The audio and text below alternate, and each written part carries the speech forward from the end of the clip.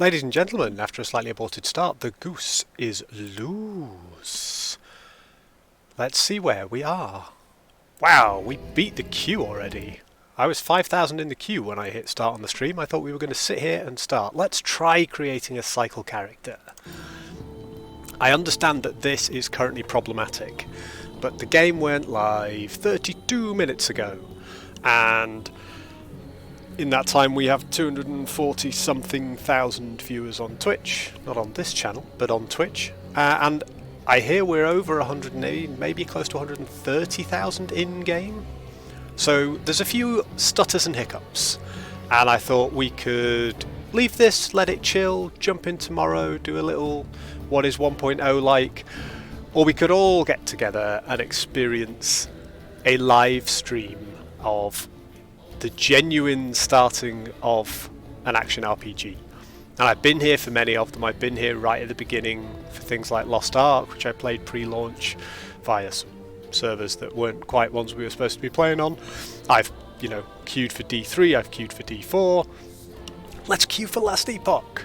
I'm just going to do a quick sound check and make sure that we are working.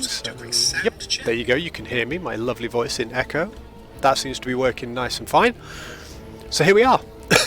Now, I'm told if the character creation window doesn't load, some people are having success just quitting out of the game, which at the moment I can't even do that because I haven't got the buttons to quit back out of the game, so we're going to wait. I know there's some trials and tribulations in getting into certain zones, particularly apparently the second zone of the campaign is currently difficult or impossible to get into. It's not loading. This is going to be a very different experience. If you want to come along and sit with me and have a cup of tea, there's a lot of people who are doing Race to 100. There's a lot of people who are streaming for the next 24 to 48 hours. Go support those content creators. They're doing great work. I will give you plenty of chance to do that because I'm going to stream for 2.5 to 3, and we're going to see if we even get in, and we're going to see if we get the chance to play. But it's just going to be a chill stream. Hopefully some people will jump in, we'll all get together, and we can have a chat while we watch what happens as the game unfolds. We may not make it out of the first area. All we might do is get into the game, create our character, and tune our loot filter, kill a couple of things, experience a bit of lag, and then wait to go. It's a funny one at the moment because lots of people are talking about the increased polish in the game, the better quality of the graphics. And I almost think the leaves look better in the loading screen than they ever have. But I've never looked at the leaves in the loading screen before because there's always been an array of characters here, and I've chosen the one I want or the one I'm going to create, and I've cracked on. So I don't know if I'm fooling myself into thinking that the game is already prettier, but I think we'll feel it as it goes along. That's if we get in. If this isn't working, we will close the game down and we'll jump back. So let us just try once. I ended up 6,000 in the queue, but I was in like 3 minutes. So we're going to try. We will switch to here. Let's have a little be right back. But I will be here with you. I'm going nowhere. You will hear my lovely dulcet tones. But while we do that, so that you don't get my desktop or whatever the hell else happens, we're going to try and just shut down LE, start again. And we're just going to chill together. We might see none of the game, we might see some of the game, but we'll have some conversation while we do it. This is like your antidote to Race to 100. This is going to be a race to level 5 over the next few hours. Most of that race will probably be spent trying to log in and get a stable connection. But it doesn't matter. Let's pull a few people into the channel, let's have a bit of a chat together, and let's see if we can't see some content from 1.0. But either way, you will know that when 1.0 launched, we were here. The only reason I am 36 minutes late for 1.0 launch is that's how long it took my 1.0 patch to download and install. It's only a 7.3 gig patch, wasn't a huge one, wasn't downloading particularly slowly, but that's just what it took us. It started the moment things went live. I had Steam up, I'd made it a priority, it went on straight away, I had no problems with that, but it took a little time. So there we are. Right, we will connect to EU West. I will bring you guys back to Last Epoch, and we'll see if we have any more joy. Right, we've got it this time. it's asking us, we have no cycle characters, so let's go cycle. Let's create a new online character. I would like last Epoch 1.0 cycle, please. We've made it further so far than we ever have before, so we're going to go with our paladin to make a forge guard. Start with the sentinel. We're going to call them something, I can't remember what I called the last guy. Something like Jacaro. Right, he's normal, he's non-hardcore, I'm not going to put any challenges on, he's cycle. Let's create him. So, stage number 1. Will it now load in? In the beginning, there was darkness. Only the terror, myself, and the void. I was content with nothing. She dreamt of light, of life, of humanity. We disagreed, and yet, in her world, there were gods. Mujasa of the desert, Lagon of the sea, Raye of the endless skies, and Hierot of the frozen tundra. But fate stole Lekera away. Without her, there was conflict, then wars. In the end, it was Raye who sought to outshine the sun that would pull the world into his flame. Caught within Raye's gaze were the Keepers, an order sworn to protect Eterra's memory and the power it still holds.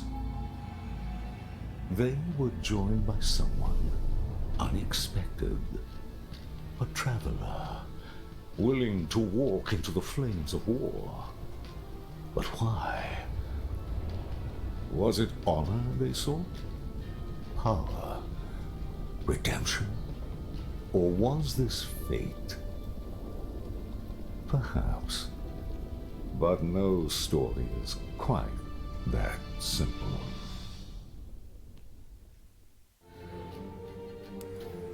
Well, I'm pretty sure that's new. I don't think that was in before. If it was, I've had it disabled for a year and a bit. I've never seen it, but I'm pretty sure that intro animation was new. Online play is unavailable. Okay, let's see what happens. Now, I know people are playing, but I don't know if people are having to play on Legacy because Cycle is currently completely balked, or if we just need to keep trying.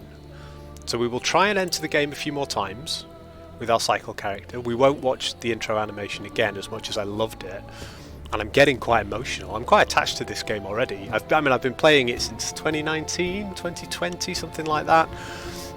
So on and off a good few years.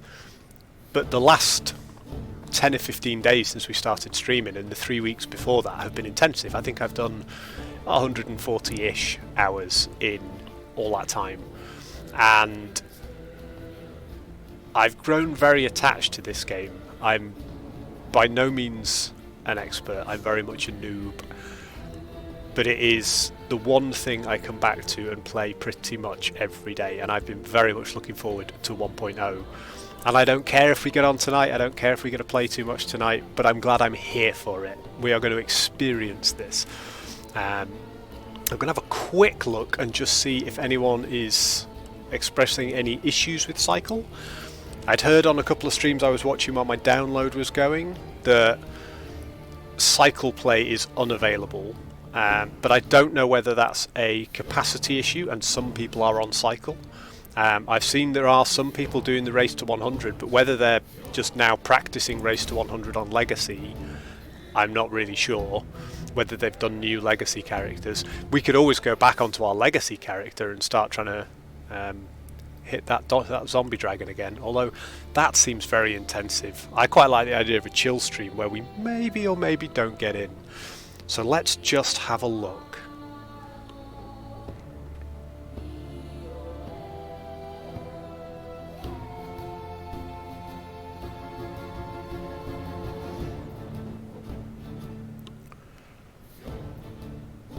You see, it's all so new. getting good information. There's lots of information about cycles and why you would make a cycle character, and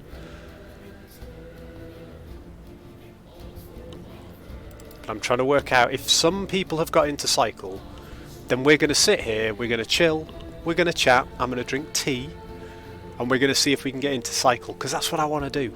We could go back to our legacy characters and we could go and find out how we join the Circle of Fortune, and we could explore that for the episode. Maybe we'll do that. Maybe if there's no chance of us getting in to play a cycle character, that's what we'll do. But I'm keen to know. I'm also quite keen to know how many people are now online.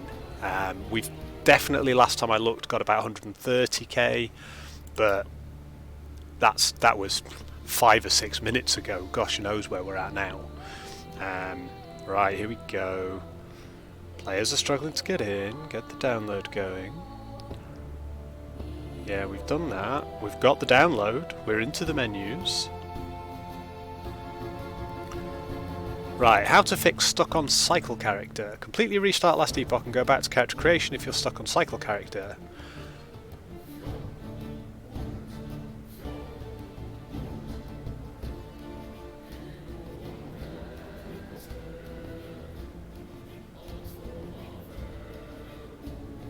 Yeah, we don't need leveling tips. We've got a really bad build that isn't quite optimised that we're just going to push forwards with. Oh, and they're now telling me who's the best of everything. Okay, let's roll the dice one more time. We'll see if we can get in. And if we can't get in, we can now switch to offline, because 1.0 apparently comes with a genuinely offline mode now, where we can play to our heart's content whether the servers are up or not. But we're going to have one more go on the enter game, and if not, we're going to shut down last epoch, we're going to shut down Steam, we're going to reboot both, we're going to rejoin the queue, and we're going to jump in and see where we get to. Okay. That could just, it could just be a little bit of a disconnect between our client and the servers, or it could be that the servers are very full. So let's try this one last time. I say one last time, we could be doing this all night, but I want to be playing 1.0 cycle. So let's have a little be right back screen, and then let us see what we can do.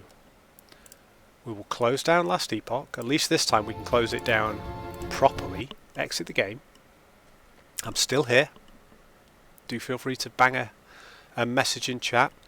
You never know, if we can get in, we might grab a few viewers from the channels that can't get in. It seems relatively unlikely. We didn't get to queue as early as some people because our patch seemed to take a little while to download, even though it started earlier than a lot of the streamers that I was watching. But everything is shut down.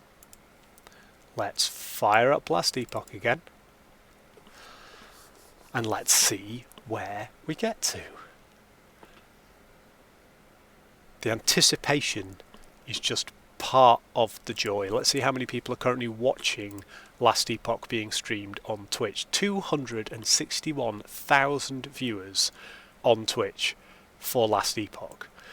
I have no idea how many people are in game, but that is pretty ridiculous. Let's have a look. What is being played at the moment on Steam? While we just wait for that.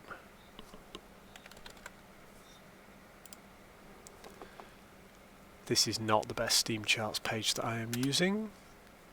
No, that's way out of date. Way out of date. Okay, Ellie is booting up. We're getting ready to go. Ellie may have already crashed. We will find out. It's a fascinating time. It's a chill stream. It's a chat stream. We might as well have titled this, just chatting. Hot tub stream. I could have done a hot tub stream. I can't fit a hot tub in here, and nobody on earth deserves to have to watch that. Right.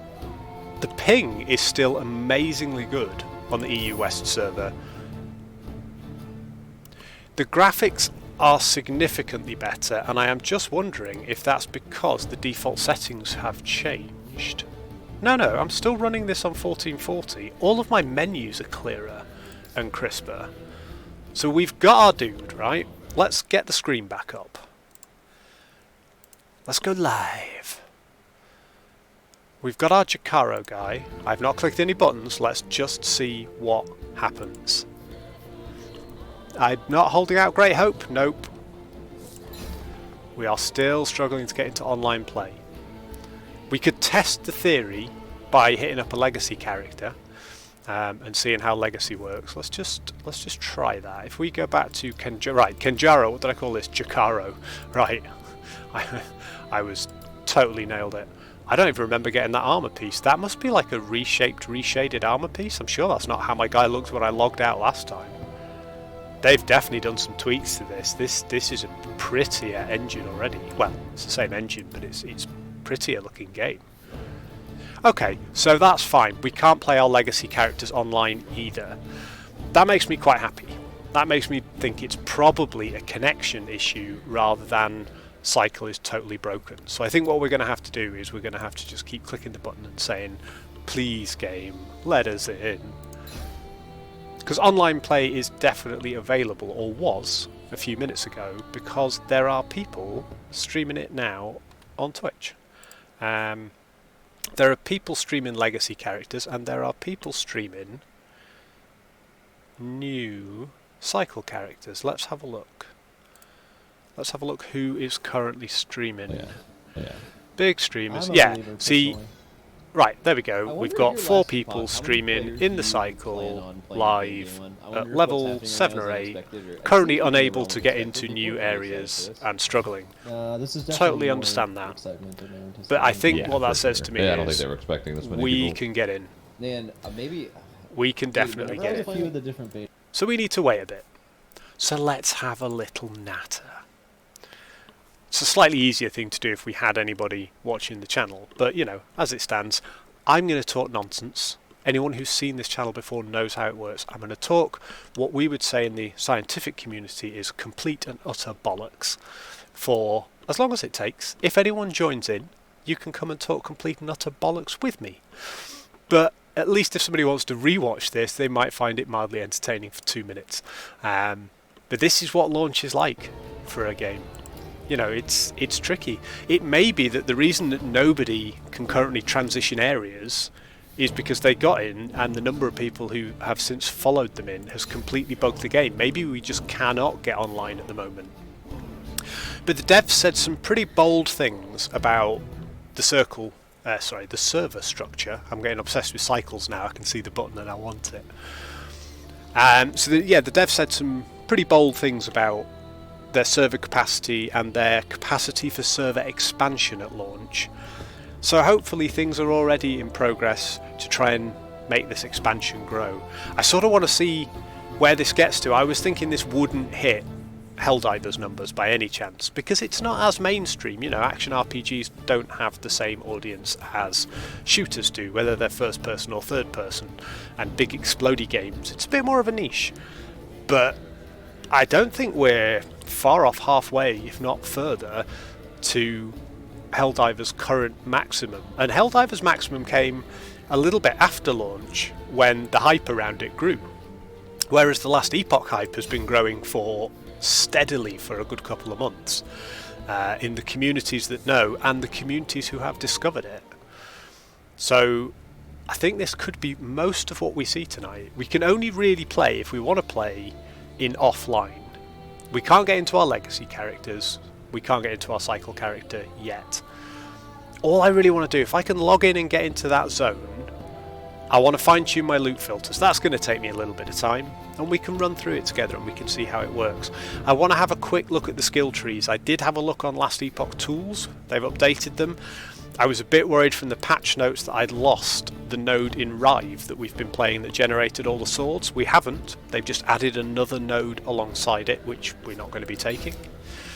But I want to have a quick play with that. I want to see what skills we're going to use for leveling. Because like I said in the last stream, I haven't actually worked out a leveling build. I know where I want to be when I hit level 50, level 60 in terms of all the skills I've chosen and where my passive points have gone. I've no idea where I want to be at level 20 and what I want to be using. We might cobble it together like we did last time, or we might, come up with a streamlined build. We could sit and do a build planner here together, but that just seems like effort. What we're doing here is we're soaking up the atmosphere of a challenging game launch, and it's challenging because the game is popular, because the game is shattering expectation. And I can't imagine what a nightmare it must be as a developer to put something like this together. Bear in mind that D3 and D4 both had issues at launch. D3 issues were enormous, and we're talking about Blizzard and games that were 10 years in anticipation and were sequels to some of the most beloved games of all time, like Diablo 2. And Blizzard could not keep up with the pressure for logins and servers and so on. Now, the community that loved those games love Path of Exile, love Grim Dawn, love the build-up to Last Epoch. Some of them are now a bit fed up with D4, but this game has had a huge amount of hype, so it is not without that community of people behind it.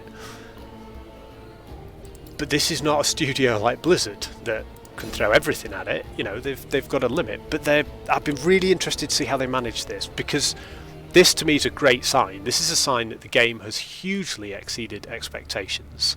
You know, they announced, was it a week ago, that they'd gone over 1 million pre-orders. Not everybody's going to be playing that at once. It's Wednesday evening in the UK, it's Wednesday afternoon in the US. You know, people are at work. This isn't even going to hit the peak until we get to the weekend and see how we're going. But I'm so pleased for 11th Hour Games that we've got this sort of situation. It isn't a nice one to be in, you know. You want the launch to go as smoothly as possible, everyone to be able to log in, everyone to be able to play, those that want to buy the Ultimate Editions and do some extra microtransactions, but those to just get in and enjoy the game that they've spent money on. But for those of us who've been here for a little while, it's unbelievably gratifying to see this game take off and to have the popularity it appears right now to be enjoying. And, you know, once things settle down and stabilise, we'll be in a situation, I think, where there is a dedicated and loyal player base for this game, and it won't be insignificant, which is great because we've got trade leagues in here now. You know, we've got a merchants guild, we've got a trade faction, so we need good, healthy trade in the game because you can only trade those items once. And we've got people in here who are going to be going solo self-found. That sword, from that angle, I see it now. I was going to say, from that angle, that sword looks really quite poor, but I think it's the reflected purple, because when you get the light on it from here, it's nice. It's just the reflected light quality. That isn't necessarily a commentary on the game either. I'm running this on very low settings to give myself the resolution that I like to play in for menus and things, but not tax my system too much, because it stutters a little bit on my machine trying to run it at 4K or at 1440 with decent settings. And I like to run it at an aspect ratio where the UI scales well and is clean and crisp, even if some of the animations and the textures and stuff are a little bit clunkier. That's just personal preference. It's how I get the most out of my now aging system. Now, we're definitely not getting in here, so let's try the magic again. We'll go back to the menu, we will quit out of Last Epoch, we'll jump back in and see what we can get. And then we'll check the news and we'll see if there's any updates, and we'll see if the servers are down for everyone or the servers are down for some. I know that obviously some people have got in, but those people that have got in, are they in-game or are they now in-game trying to transition into new areas and completely unable to? You know, and the stats on wherever Steam stats you get them will say there are, you know, several 100,000 people in game. Most of them are probably sitting in this menu. So we're going to see what happens. And if we log out and we can't get back in and the menu's crushes, then fair enough. But we're going to give it a go. Now, officially, I wasn't even going to start streaming for another 4 minutes. But I had to get in as soon as I possibly could. So we'll try it one more time. We will jump out of LE. Just to be sure, we're going to jump out of Steam as well. I don't think we need to do that. I think we're probably fine. But we'll shut everything down. We'll let it all calm. We go zen. We'll go chill. All is good. You can't even see me doing my poses and stuff now because my Be Right Back screen does not have a camera on it, which I should probably add. But then I don't need people seeing me wandering around in my pyjamas while I go and get a drink during normal transmission interruptions. So, let's just do a little stat check. We've got 265,000 people watching someone stream Last Epoch at the moment. We've got, let's just jump in some popular streams. People are playing, people are moving between areas, so it is possible to get in. So that's good. I just met you. It's been a long road. Ooh, I've just noticed there are some voiced lines, which I don't think we had before. I'm going to stop watching other people's streams. I don't want any more spoilers. Let's get Last Epoch back up. And let's try and see if we've got any issues logging in.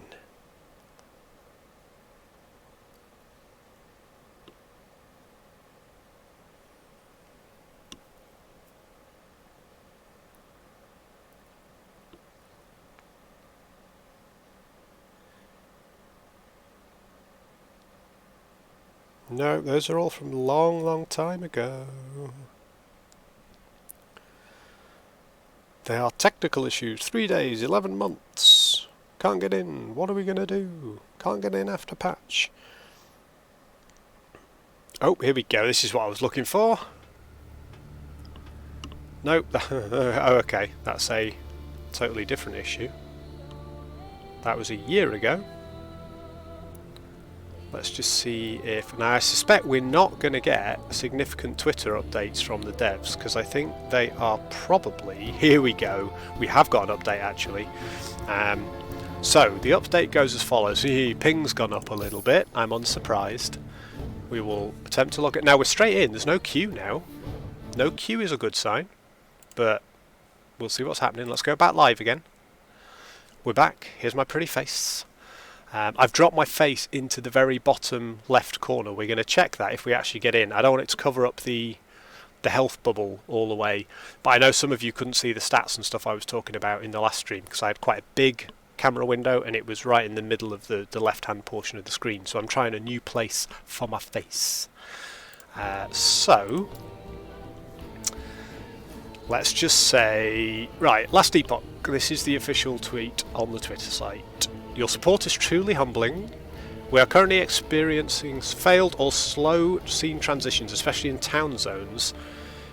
We are also deploying the launch arguments that will allow full offline mode when you boot the game on Steam.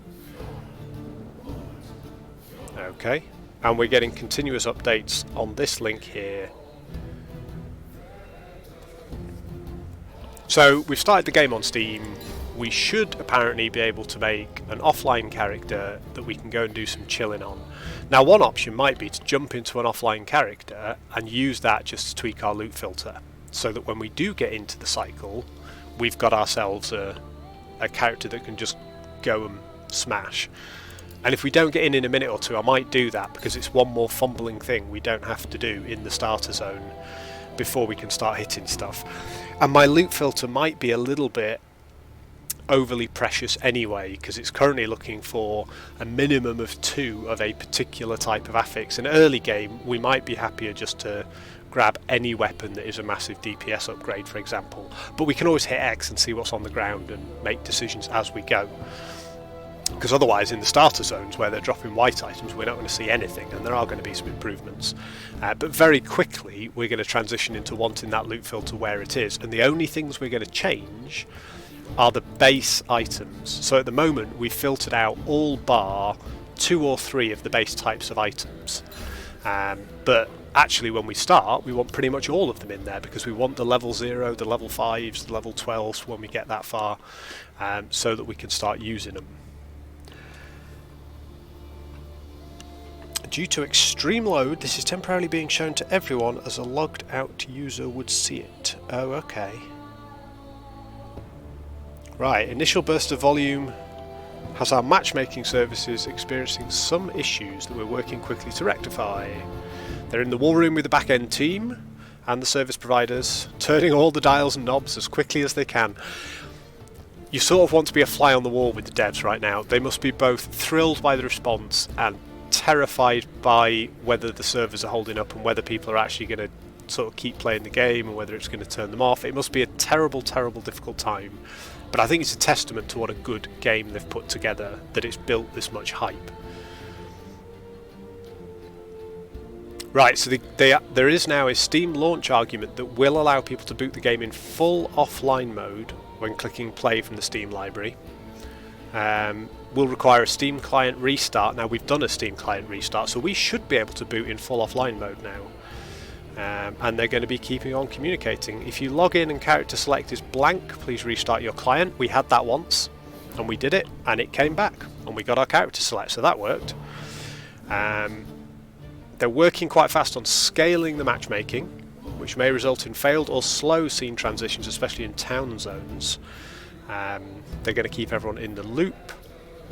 Scene transition also applies to loading into the game as it loads a scene. Clearing out buffers and trying to stabilize. Oh gosh. Oh wow, that was the first update. We've got another one.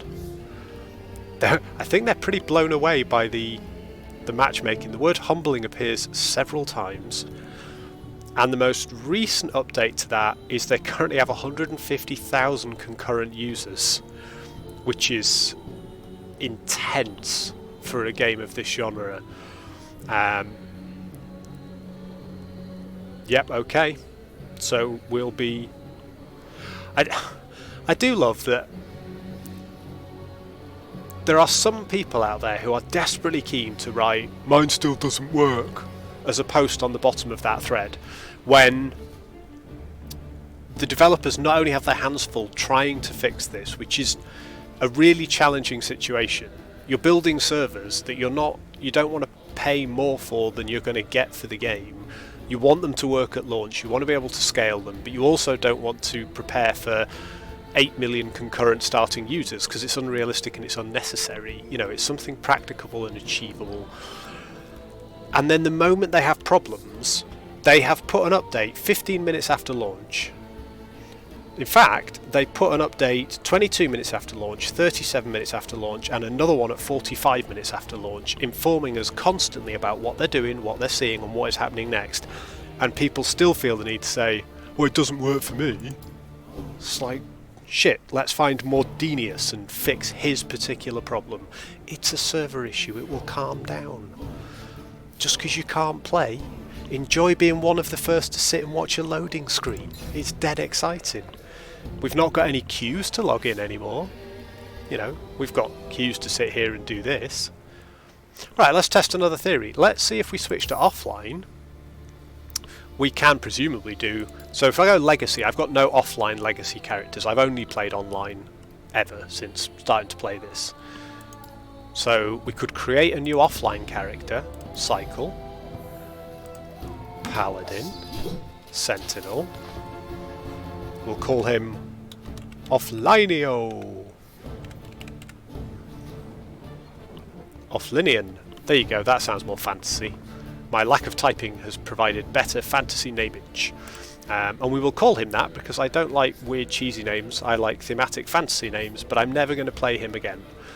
Particularly, I have no plans to play offline. I want to be online. But we will see if Offlinian can get into the game. Let's just enjoy this intro cut sequence one more time. There was darkness. Only terror, myself, and the void. I was content with nothing. She dreamt of light, of life, of humanity. We disagreed, and yet, in her world, there were gods. Mujasa of the desert, Lagon of the sea, Raye of the endless skies, and Hierot of the frozen tundra. But fate stole Ekera away.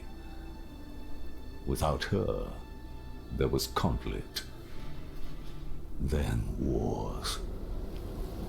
In the end, it was Raye who sought to outshine the sun, Oh, but would right. pull the world into his flame. caught within Rye's gaze were the Keepers, an order sworn to protect Eterra's memory and the power it still holds. They were joined by someone unexpected, a traveler, willing to walk into the flames of war. Damn right. But why? Was it honor they sought? Nope. Power? Yes. Redemption? Maybe. Or was this fate? Perhaps. But no story is quite that simple. So let's see if offline loads.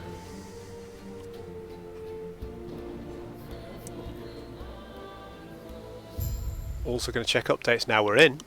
So offline's working.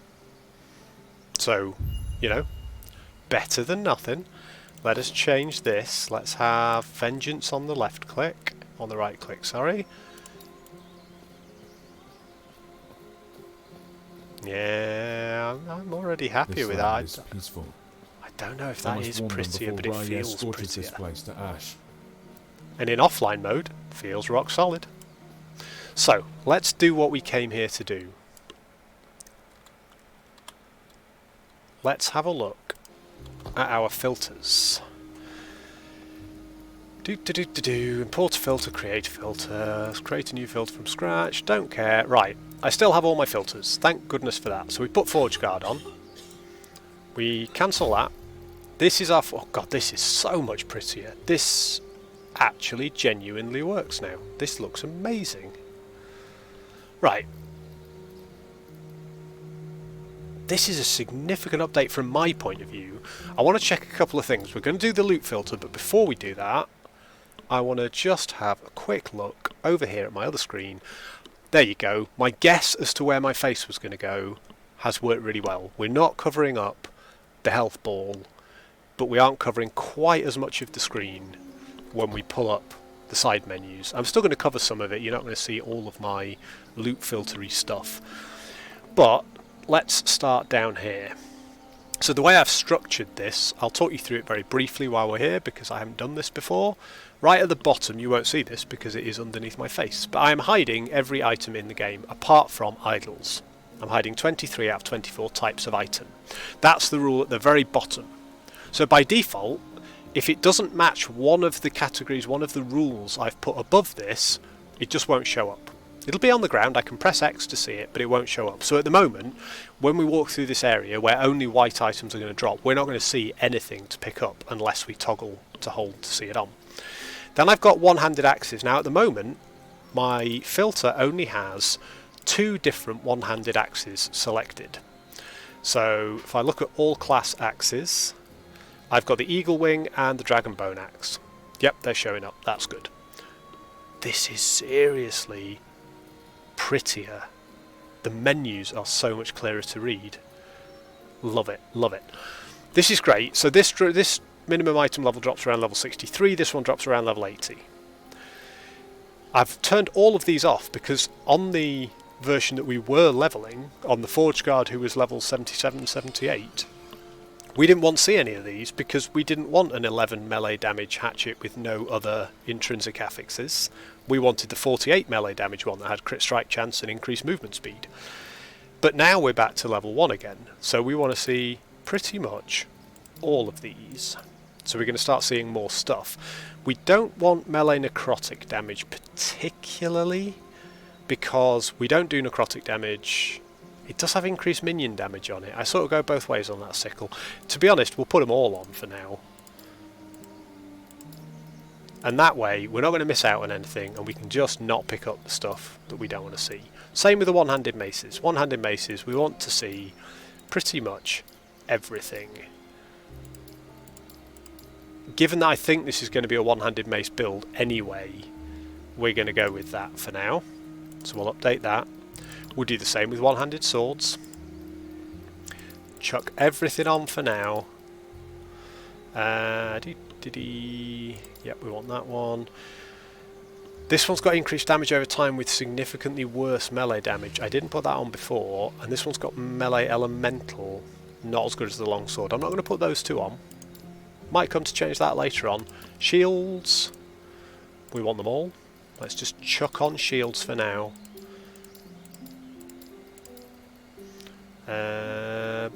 Freeze rate multiply we don't want, because that's... we've got better block effectiveness from other shields further up. I do want the increased melee physical damage. And then same with helmets and everything else. So helmets we go Sentinel, we've now got class specific ones, and we just want to see every helmet you can throw at me until it's no longer relevant.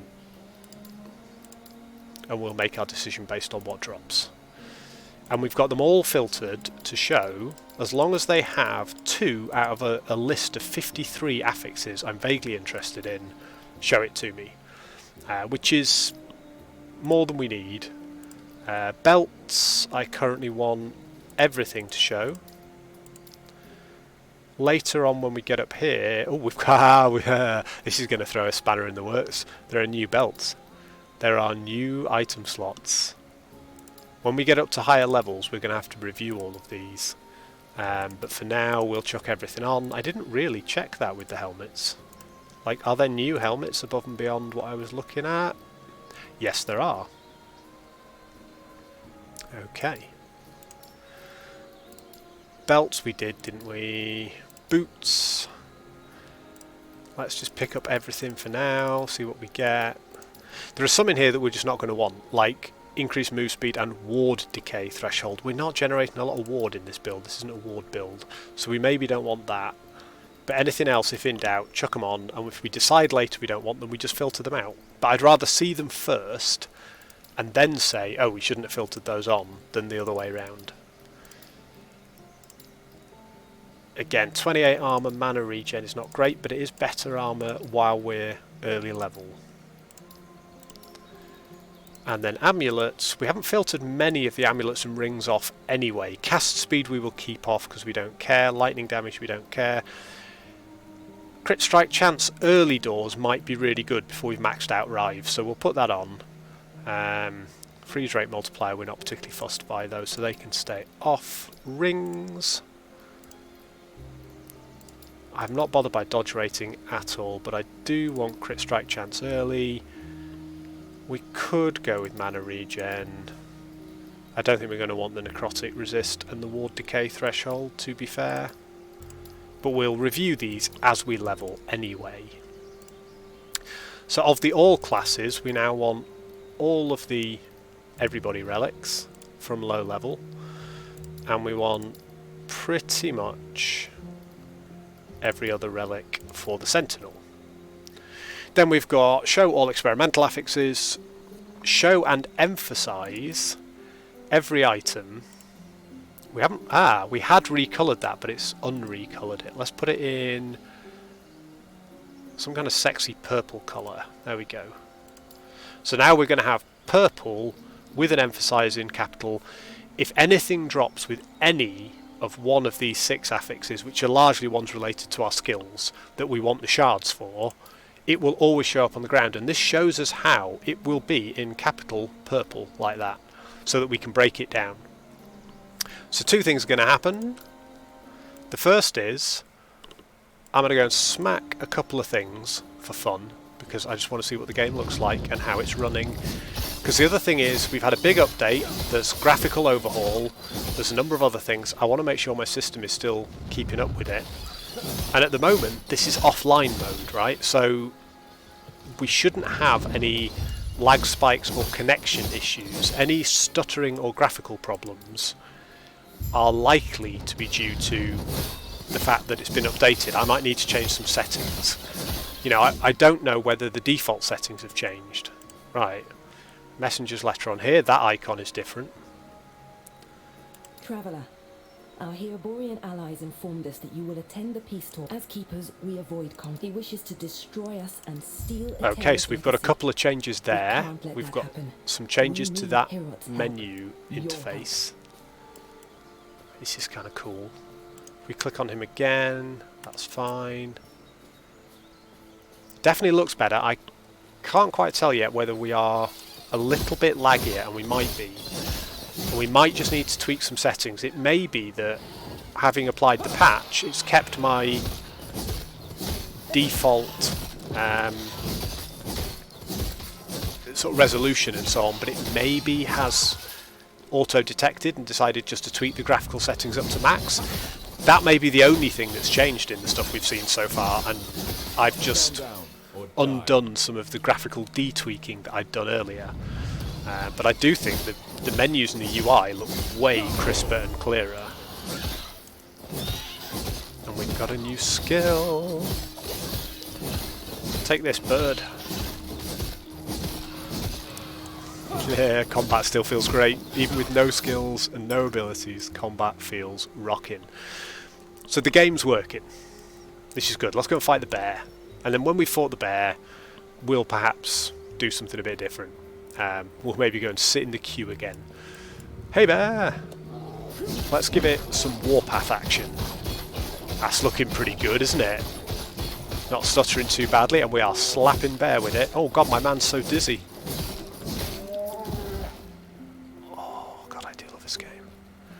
Yeah, it is slightly. Let's just have a quick look. We're going to pull all these dudes here, because might as well get them out of the way. Then we'll head back here. Let's just have a look at my settings. Graphically speaking, brightness is medium, board limit the FPS, none of that's changed yet. See, the overall quality is still on medium. Grass density is low, reflections are very low, ambient occlusion. Yeah, none of these settings have changed. This is just hella prettier. We're going to have to live adapt to this, I think, especially once we get on live servers. This may cause my computer to go into meltdown because it does seem just a little bit stutterier than it was before, but also it's hecka prettier. Really is. I mean, this is... I liked this game before, but I think this is lovely. I can't wait to see if we've got a few more animations for some of our cooler abilities. So, you might be sitting there thinking, let's do a bit more of this. Let's see the prettiness. Let's play the game. I would suggest we're missing out on the joy of queuing to get into the live service. I think we're here for a chat. We're going to catch up. We're going to experience what it is like to try and get in to an ARPG on launch day. Let's switch to online. We have our cycle dude, level 1. If we switch to offline, offlineian is level 2. But onlineian, Jakaro, is level 1. I have no great confidence we're going to dive in and be successful. But we're going to give it a few more goes. And we're going to soak up the complete antithesis to the race to 100. This is the race to level 1. And we will call this stream a success if at some point tonight we get in as level 1 characters. But we've tweaked our loot filter now, so at least we can just drop that loot filter on straight away and start blasting and see how far we get. And I'm going to take the same approach to this that I took to the character I started 10-12 days ago when we did our test Forge Guard. I'm not going to skip all the mobs in the starter zones. I might skip some of the quest text, because again, anyone who's tempted to play this, I don't want to ruin your enjoyment of the lore in your playthrough, and I don't want to particularly slow the thing down while we listen to the grand voice acting, but we will listen to some bits here and there, because I've already noticed from other people's streams that there is more voice acting in game, and I do want to experience that. But we are going to sort of push through and try and get back up to where we were with our build and see if we can get it ticking again. But, you know, tonight's objective is just to sit here and, I've said it before, but soak in what a larger than expected ARPG launch is like. And we will do that by sitting, queuing, clicking, maybe shutting the game down, trying again, just trying to get these servers working, looking for the updates live to see if anything else has been posted. So,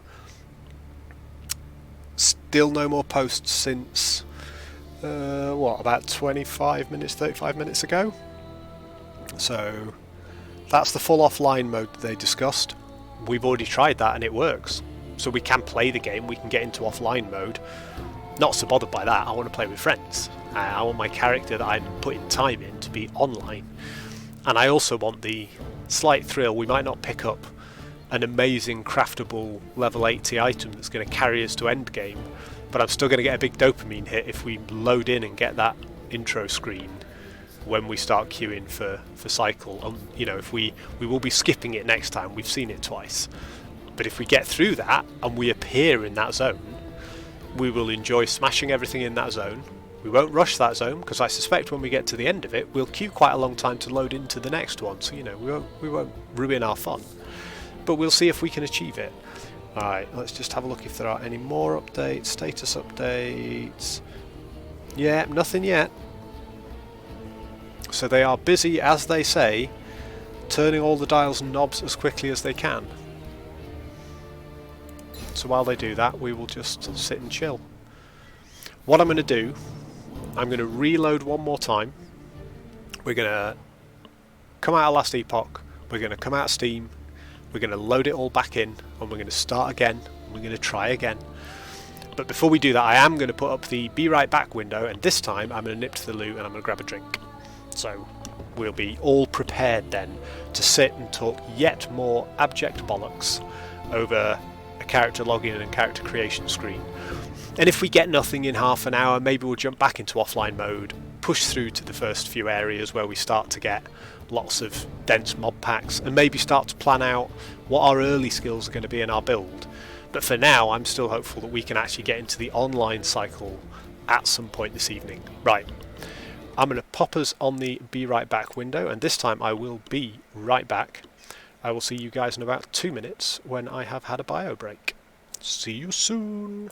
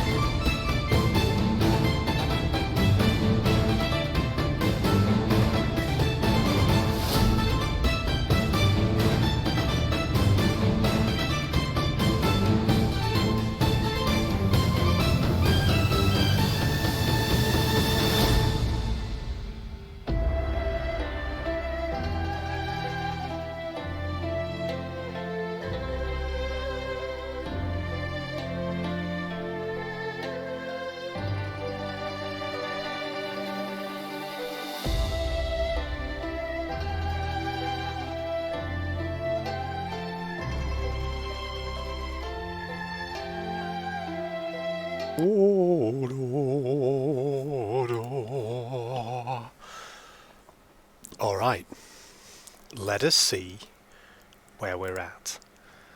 Now, things just got serious. So, Ellie is shut down. Steam is shut down. We're going to boot them both back up. I have no particular confidence that's going to fix the issue. I think we're just looking at server loading and server queues and server capacity. I wonder if the queue has been removed because the attempted login slowed down, which I doubt, or so that people could get to the character generation screen and at least start generating characters, which makes a little bit more sense to me. So I think we're getting stuck, rather than in a queue, we're getting stuck in a trying to log in cycle. However, we're going to jump back in and we're going to take it properly seriously this time. We've done almost an hour of streaming and we have seen a bit of the game and it's prettier, and we need to test that a little bit more and make sure it's not going to melt our machine. But we've tested the game in the offline mode and we can do a bit more of that in a little bit if we want to. But I want to just challenge the limits of that server. I want to earn my place. I want to get on day one on the online cycle with the struggles that everybody else has and try and get our place as people who were there at the beginning. Because we were there long before the beginning, you know. I was there several years ago and I've been there for the last month. Pretty hardcore. Well, the ping has gone down on the EU West server quite significantly. So, let's bring us back. And we will see that I've got my game face on. And you can tell I've got my game face on because I have transitioned from a cup of tea to a very dark ale in a skull mug. We're not messing around now. We're getting in. And if we don't, we know what to do. Repeat after me. Sit here and talk abject bollocks. It is my skill set. Let's see what happens. It's the first connecting since we took a little break. And guess what? It didn't work. Huge surprise. I am torn at this point because it's things like this I really enjoy. I had my error 37 in Diablo, in D3, where you couldn't play the game at all. They didn't give you the option of an offline mode, which last Epoch have done. We can play the game if we want. Diablo is just a case of you sit there, you refresh, you get your error 37 and you keep going.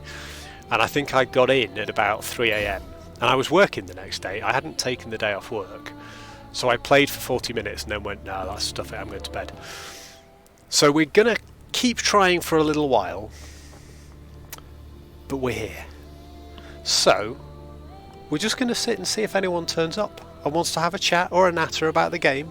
If anyone turns up who really wants to see the game, we'll jump into offline mode and we'll play Offlineo, or Offlinean as he is called, and we'll test him out and we'll put some skills on him and we'll see in the busier areas how much it challenges the rig now the game is a bit prettier, and whether we need to tune settings down even further, which I would hate to have to do because it isn't half pretty now. The fact that I was expecting some of the animations to be prettier, I was expecting some of the environments to be a little bit prettier, but for the menus to be so much sharper and so much more clear than they were before. You know, we've not looked at things like crafting menus and so on. It's a big step forwards. You know, if the only thing we notice is that the menus are much clearer. I spend a lot of my time in this game in menus, looking at various things. I will be jolly happy with that. So we're going to just keep hitting the button. We're going to take our chill pill. This is the ultimate in chill gaming stream.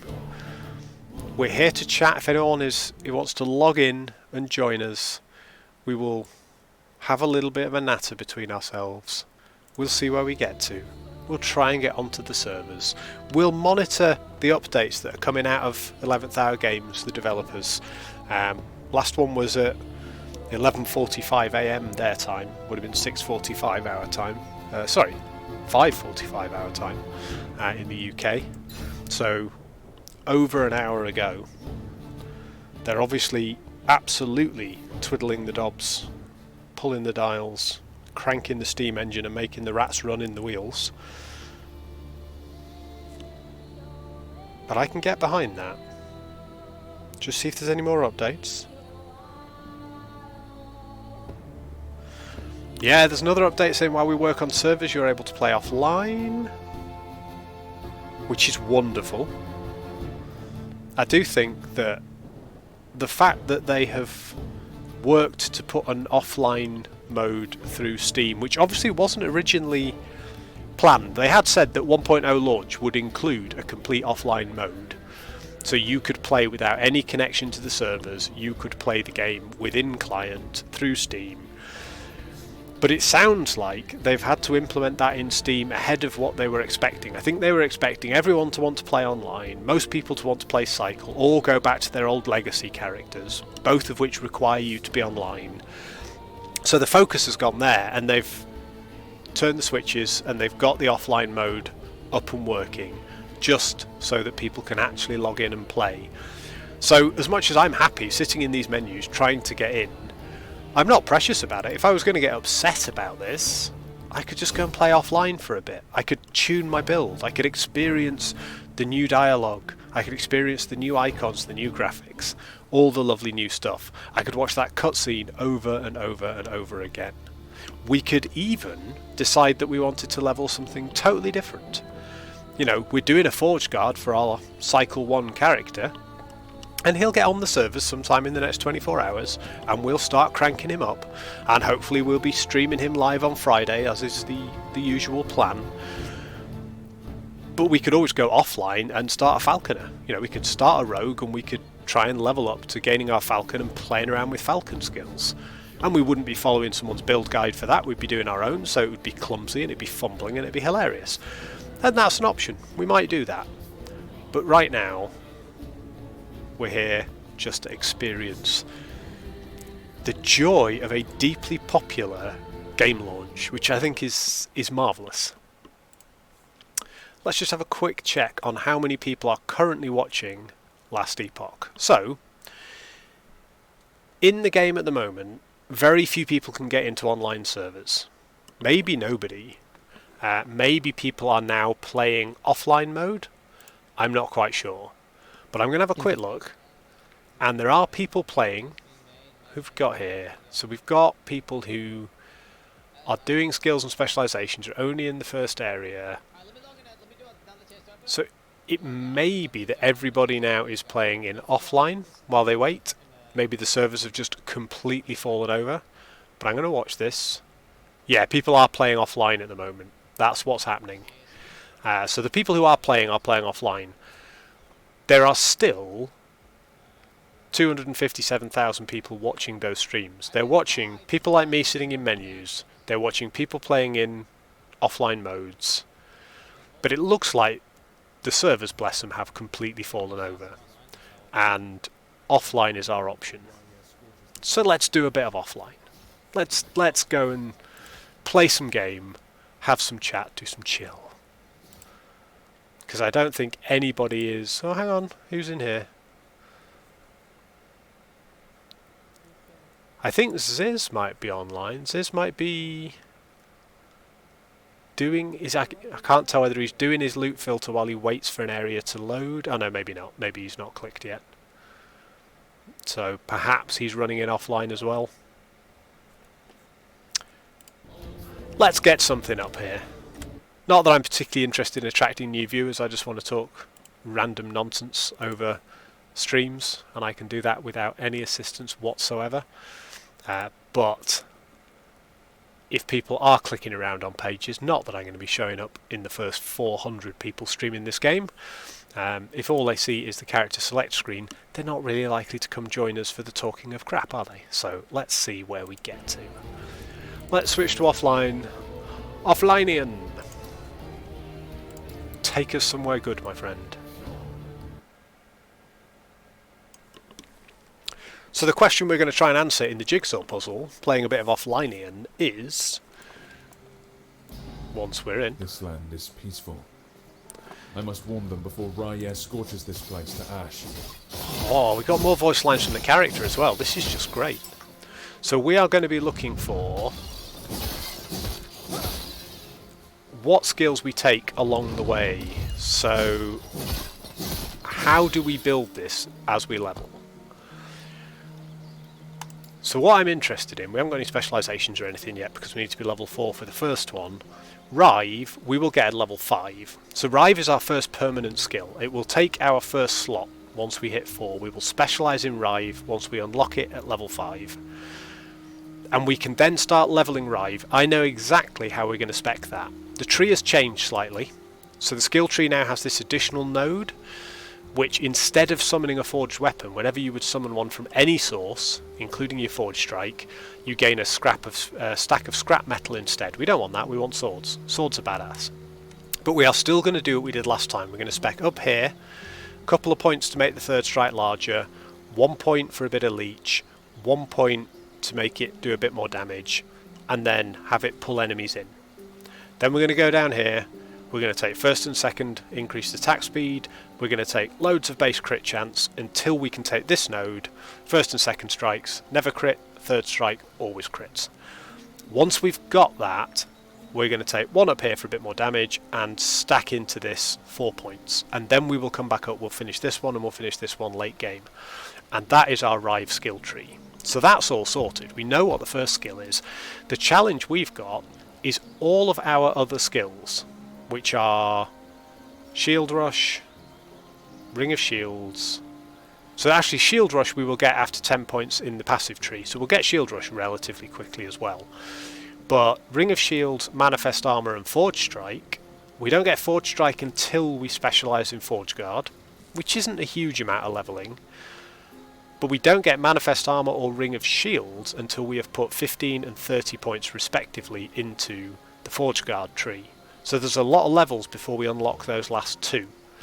And we're going to need some source of damage before we get to Forge Strike. So I think we're going to be using Rive primarily, but we might support it with something else. And we might take Lunge until we hit Shield Rush, and so on and so forth. So let's see where we get to.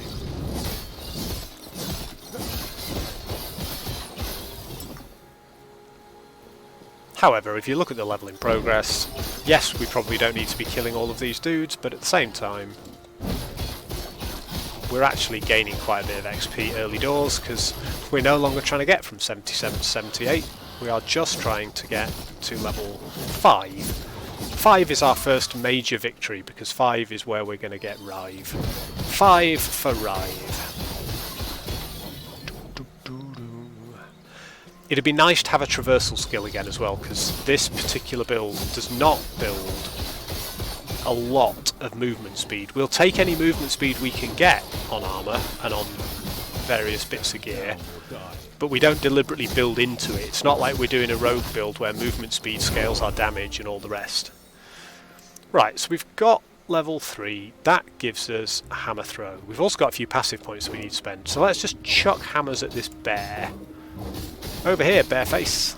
And then the hammers will come back. And we'll get rid of Berry.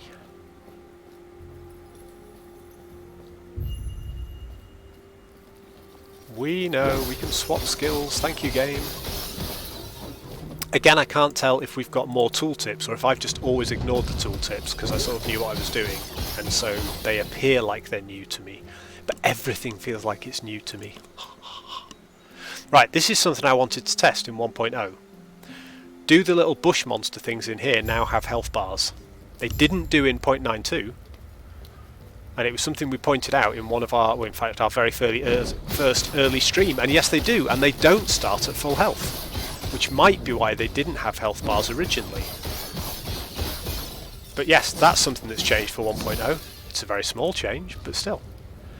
Right, bodies are burnt beyond recognition, they were fleeing, so that has not changed. Okay, bird face.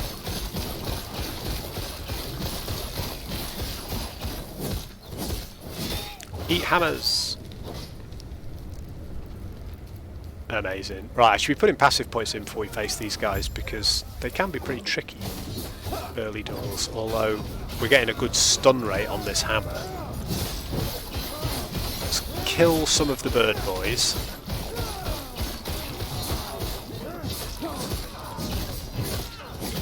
Hey! Right, now we get to talk to Grail, and I can't remember if Grail was voiced before, but I know he is now because I saw it in somebody else's stream. So let's check out Grail voice. When you arrived, was there a family? See, I never have any clue as to what he's saying when he asks that. I'm like, It was everything my alright? mistake. They were cornered, and there were so many.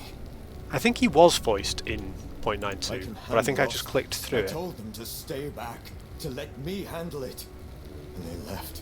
It's war, you can't save everyone. What good are we if we can't?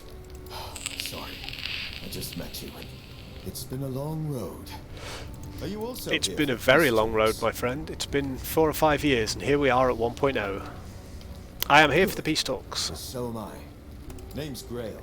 Since we're both headed the same direction, why don't we go together? Sounds I jolly wonder good to me. Which of us will take down more Ospricks? Come, let me watch you fight. We've got a nice little icon now to accept the quest. We didn't used to have that, and that icon is above his head as well. It's the little things. Keep us going. Right, let us just grab some passive points. So we've got one unspent passive point. We're going to whack it in here for a bit of vitality and health regen.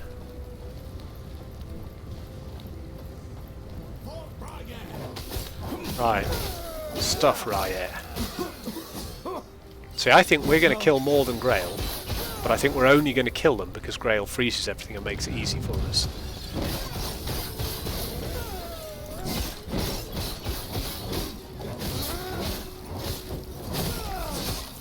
Feels very weird to be playing a Forge Guard with a skill set that I'm just completely unfamiliar with. We're not yet using a single of our endgame skills. Although we're already level 3. In fact, there we are, level 4. One more level and we get Rive. And then we can be happy. We've got our skill specialisation. But I don't care about it until we get Rive, because that's when we will be speccing into it. And because we shouldn't be respecking Rive at all, because we know what we're going to do with it. Ooh, that's not throwing him in the right direction. There we go. Oh, I'll tell you what else, my cursor hasn't updated. You'll have noticed if you watched... I think I did it in the last stream. I'd updated my cursor so that it looked a bit different. I don't think I've got YOLO mouse working with this, but I think we can probably do it from here. It's probably because we've moved to 1.0. So if I go... No. We'll mess around with that later. So much destruction, and for what? Eat hammers. I do like the hammers. But what I really want is level 5. 5 for Rive! I do love that Grail freezes everything. It makes these birds much easier to deal with. Yeah, see that? That's a crisp and shiny new icon. Unless I'm very much mistaken and my graphical settings were somehow different, this is just looking lovely. And I could actually change this by doing this. I suspect this makes no difference on the actual display you're seeing, but it puts the HDR on my display, and Where'd you learn to fight? now looks even cooler. I love that he's asking me where I learned to fight when I'm doing none of the fighting. I'm leaving it to him. Alright, let's kill this boss. Let's go and complete some quests. Let's get ourselves a Rive. Before it reaches town. Oh, we've got lunge. Now look at that. The boss has got a percentage health left on his bar. Didn't have that before.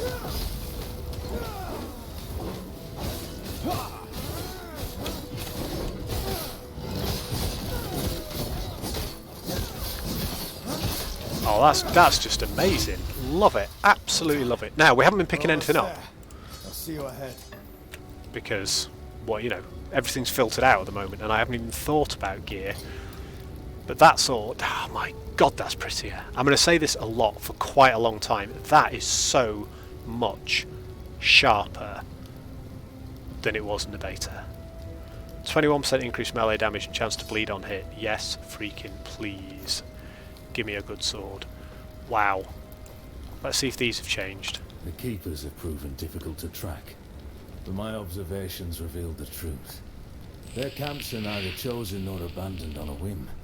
There's a pattern to how they scurry. I instructed my soldiers to investigate the abandoned camps. Invariably, they're near shrines devoted to the eldest of gods. They're not guarding the ruins. Yeah, okay, cool. They're traveling between them, over And they still fade out as you walk away. Nice. Right, now we should be able to load into the Keeper's camp, no problem, because we're offline.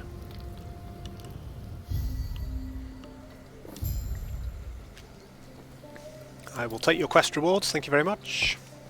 Passive points for now are going in here. I'm considering not full specking into Juggernaut because we end up overcapped on fire resist and Void isn't too difficult to cap later on with a few other abilities. These icons have all changed, which is just lovely. These are absolutely glorious now. I saw the preview of all these icons and I was sort of spoiled for them already, but my god, look at that. Those are so pretty, and when you click on them they glitter. I mean, this I said in my last stream that I think it feels like a launch game already, and I was wrong. This feels like a launch game. What we had before was a really fun game to play. This is a launch game. But for now we're going to scale this because it scales strength, which scales our damage and scales our armour. People are talking, people are bobbling around. We've got critters. Everything looking pretty. Sounds like their leaders waiting. The keepers have done a group. Even then, it's these now. Speaking of, yeah, I must let's head go there do now. that, Grail. I'll see you there. Feel free to look around. We've done this before. I've done this a lot before. You guys have been along on the ride for at least one of these on another character, so I don't think we're particularly fussed. We'll have a little chat to you. Now here's something new. 234 gold. No 60-odd thousand gold anymore. It's all gone. We can't even afford to buy a Rune of Shattering because they still cost 2,000. So that is going to have to wait. And if we go to our chest, not only do we have nothing in it, we only have one stash tab. And no crafting materials. So this is what cycle feels like. This is beginning again from the start, which is great. This is what we're here for. He'll tell me something nice and exciting. See, I could, because I've played this a few times, if I'm not careful and misclick or don't click on stuff, I might be missing out on new content and new little bits of lore and stories. One of two. They're gone. Balthus and I remain. And he's not here. Balthus is busy checking on our sacred art. Even now, could you make sure you do this? And our alliance is secure.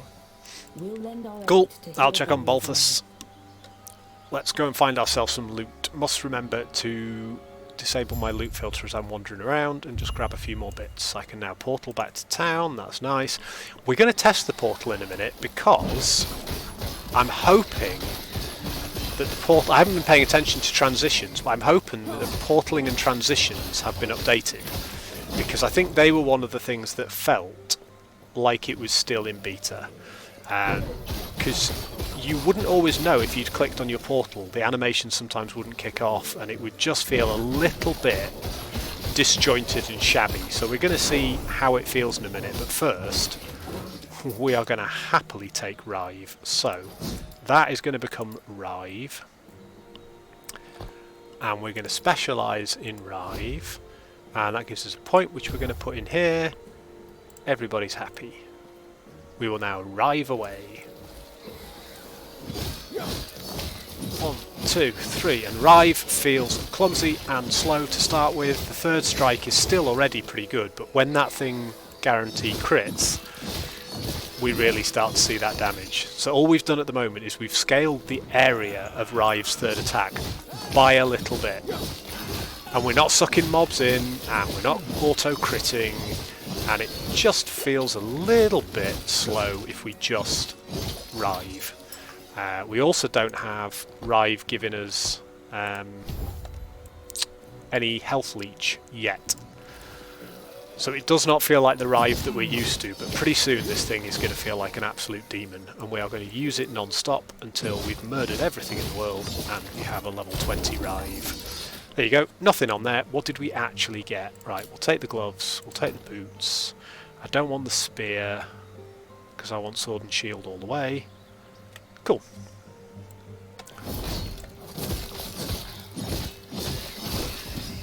Nice. We are still riving pretty nicely. Right, what do we get? We got gloves went straight on, the boots are just flat out better with a bit of fizz res on them.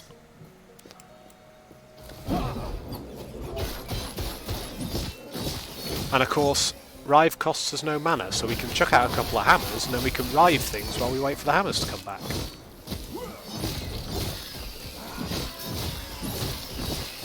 See, that third Rive strike still does pretty decent damage. It's a skill I've always liked. I had a quick look in the patch notes. I don't know how much balancing there has been in terms of damage output for things, but I think largely it's been skill tree nodes. And we've had a look already very quickly at the new Rive skill tree node, which is one that absolutely doesn't interest us because it will completely tank our build. It will get rid of Rive's ability to create swords, which is what we want Rive for, as well as its enormous damage capacity. So I'm happy to report right now, the game is 10 times prettier. I may have mentioned this about 1,000 times. But on top of that, it's running okay. That's better armour, so we'll take that. Cool. That's a good looking piece of armour as well. I think that's one of the new models.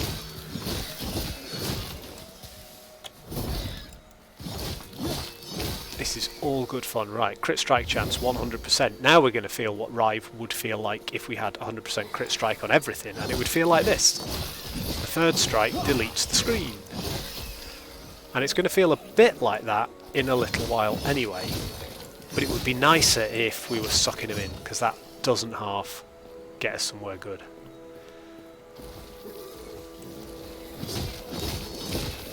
Not far off though. It will happen quickly. It's interesting because we took Rive later on last time. We used multi-strike for the longest time, and it didn't really work out for us. So it would be interesting to see if we take Rive right from the beginning, how long it actually takes us to level it up to somewhere vaguely useful.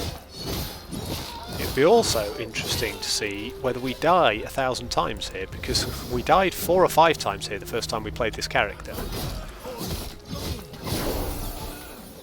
So we will find out. Now that's given us a Rive point. So we will increase the size of Rive's final strike one more time.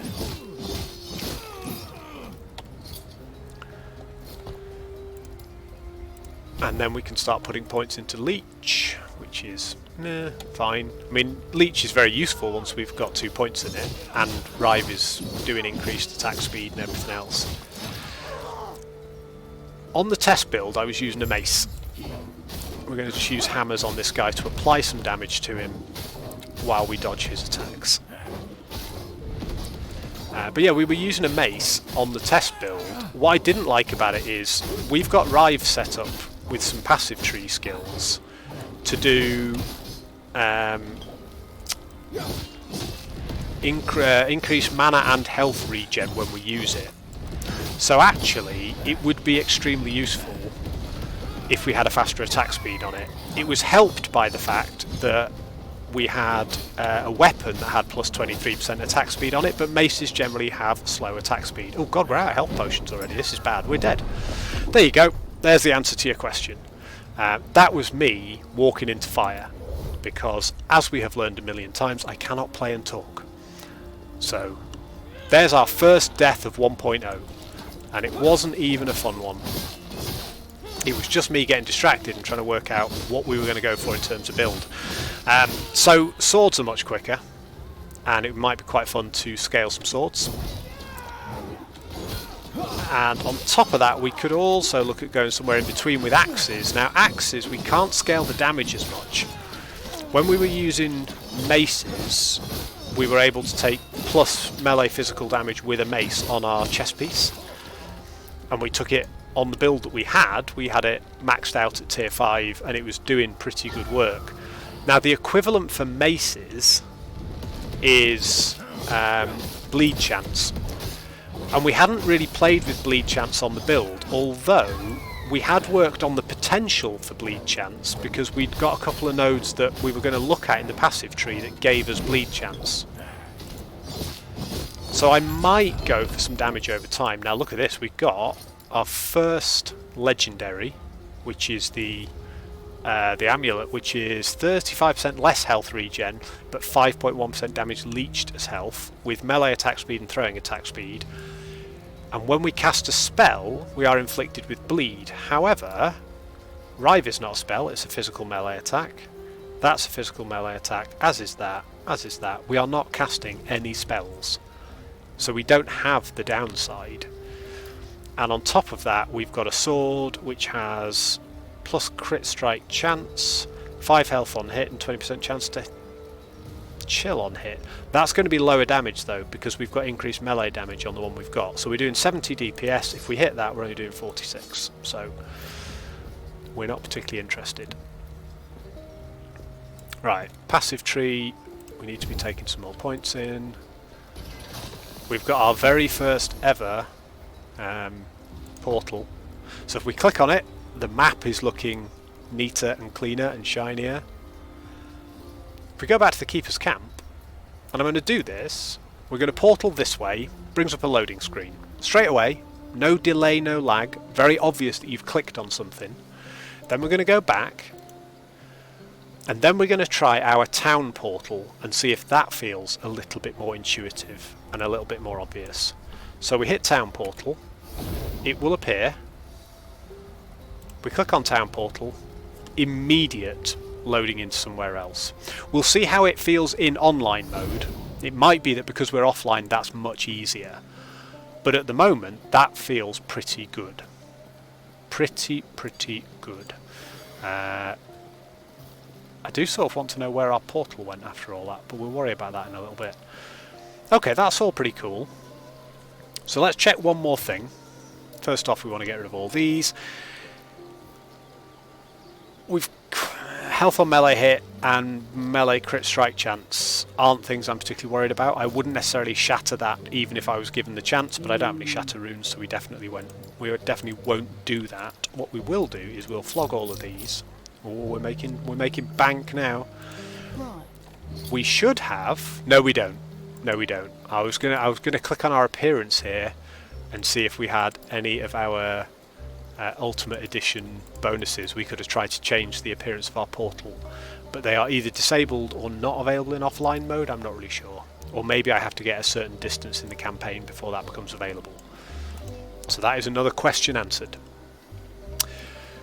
I'm not particularly surprised because this is one of the hottest games to be streamed on Twitch right now, I suspect. But we have no company. It's a very lonely time being a small LE streamer when you just want to chat to people. Oh, now look! Different icon for a side quest. Which is really, really nice. Before, he just had the same icon as everybody else. Text box still stays open until you're out of range of him.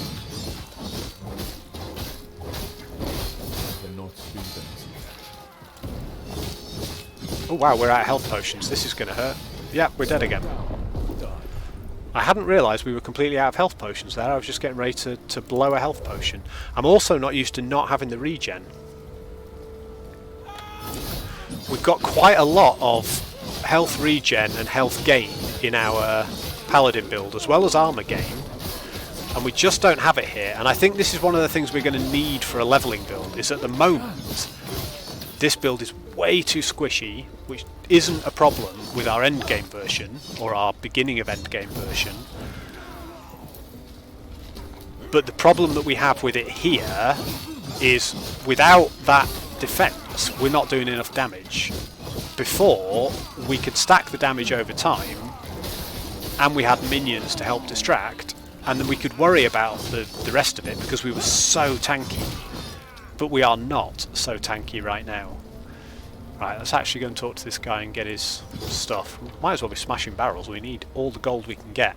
Although again, as much as I fear to say it, Onlineo or whatever he's called is not going to get offlineo. He's not going to get an awful amount of play. Yeah, you stay safe.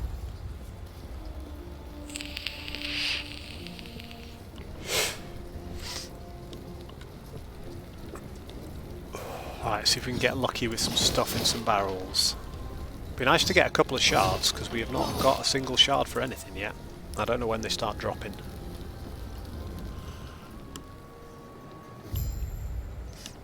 So we've already got ourselves a challenge. That challenge is when we can finally get into online mode. What have we got there? See, I'm still not in the habit of checking the ground. Extra mana gloves. We'll take them because mana is an issue early on until we've got a few little tweaks and perks.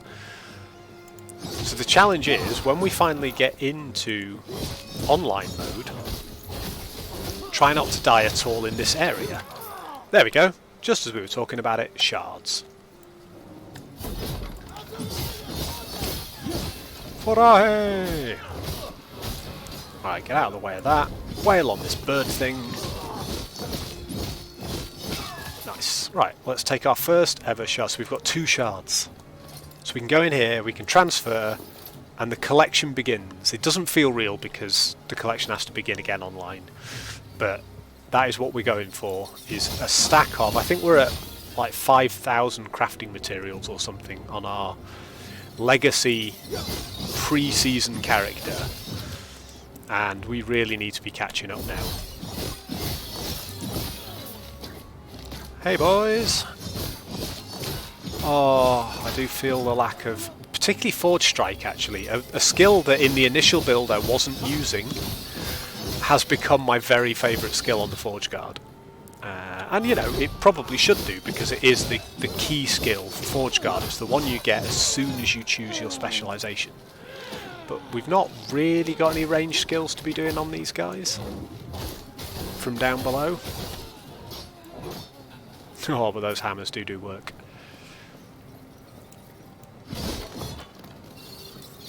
At least we've got ourselves Rive for some free attacks. We're not hurting for mana like we were when we first started playing this, because Rive does work.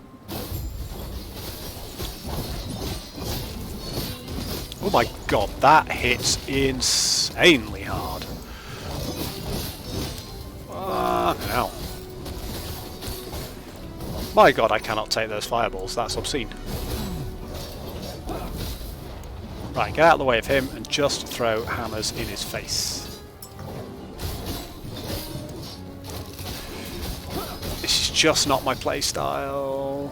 This build absolutely rocks once you can rip through stuff and not worry about things, but it just takes a little bit more tactical play until then. Right, that axe is going to help us, that sword is going to help us, the helm probably is, void, increased armour and void res, all these could potentially help. So, that's got slightly worse attack speed, slightly better melee damage, but +4 melee physical damage, flat damage and a chance to bleed. So we'd go from 122 DPS to 164. I can see the good stuff now. The forestry axe is two-handed. Shouldn't have picked that up, we don't need it. We've got a tiny bit of health regen and 9% increased fizz damage, so that's fine. I'm happy with... Why is Rive only doing 92 now? 72 to 92. When we first put it on, it was doing 122. Have we got some kind of buff? Maybe because it was stacking up to its third attack? Doesn't seem to make a lot of sense. Oh well, we'll find out in a minute. Right, we've got more stuff to kill, we've got a beer to have, and then we're going to chill again. I've been delivering training this morning, so my voice is already ever so slightly ruined from talking too much all morning about professional matters.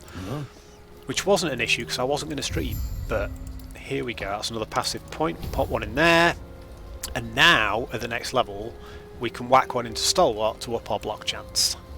We're going to take every source of increased block chance we can get in the game. Yeah, let's dance, boys!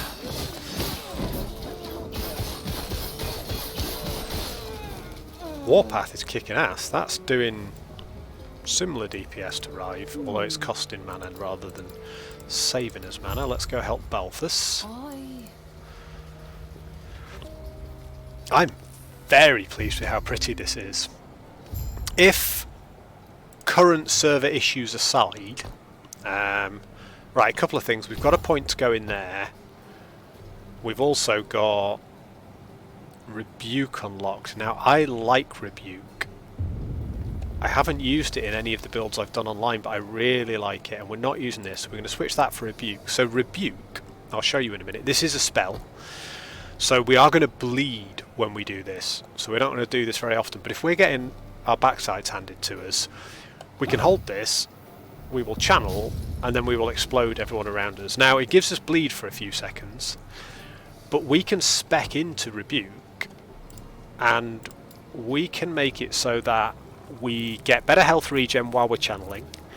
We get better mana regen while we're channeling. We do less elemental damage. We can persist some of these buffs. 15 armor and elemental damage. We can get them to persist. We can get haste on the end of the cast. We can get the buffs to stand out for longer, and we can do better retaliation, more damage. It's a pretty funky skill. It's a very good oh dear button when you're getting completely pounded, slightly hurt by the fact that our legendary item is going to give us a bleed when we do it. Don't care about that, that or that. There's a reason those are filtered out, but it is worth checking, because we might get some base items that are better than what we've got but don't have quite the affixes we're looking for. So at this stage it's worth having a look. Now, we always want bonuses to Rive, especially the Leech, but more importantly the final hit damage followed by the one that sucks everything in. Right, let's try and kill stuff before we get nuked, or during getting nuked if we're just not playing well enough. The thing I like about Shield Rush is you can do it in any direction, and you can use it as both a closer and an escape skill, whereas Lunge, which is all we've got at the moment, can only be used as a closer. It has to have a target, so we can't lunge away from something to dodge an AoE. It's far less flexible. Jump, jump. Grab a health shard. Right, oh excellent, better shield. We'll take the ruby amulet just in case we decide that what we've got isn't helping us.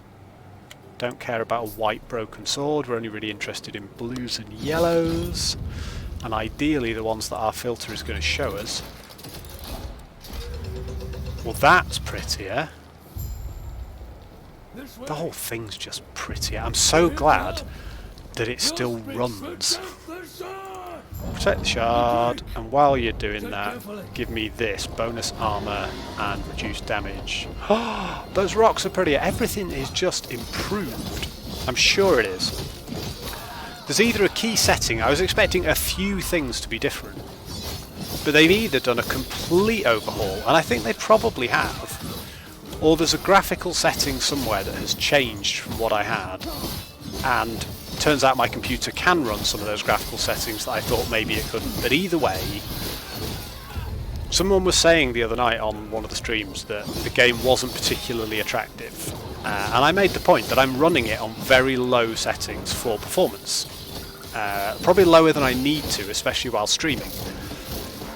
But my god, this thing is more attractive now, and I liked it before. I didn't think it was bad looking before, but I do think right now it is particularly good. I don't want to stand in the magical beam of death because it is very magical and death-like at this level.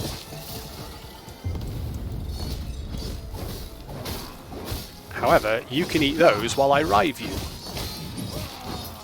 Hey, right, you drop some stuff. Don't care about the spear. Ignite on hit. We'll take the belt and we'll take the helm. Look at that Epoch shard, it's so pretty. And we should be grabbing the gold.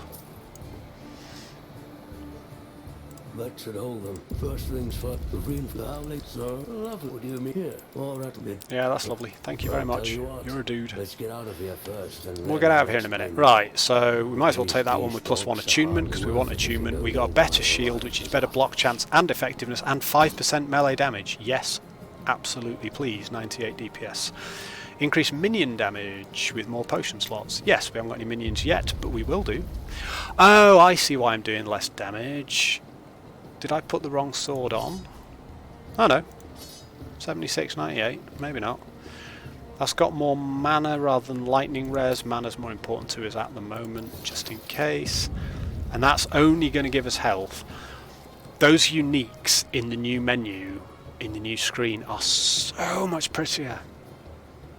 Unsurprisingly, everything in the game is prettier, but my god, it looks good. I mean, it is just a whole new game. It's utterly, utterly brilliant.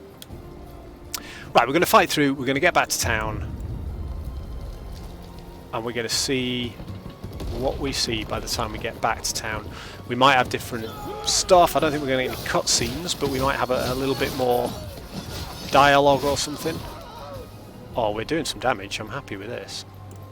I've always liked Rive as a skill, and I'm very pleased to see that it still plays very well, even at this low level, when we're missing all the key nodes in Rive that I love so much, the ones that drag the enemies in and the ones that give it a guaranteed crit at the top level. We're missing those. We're still going to spec those ahead of the bonus forged weapons, because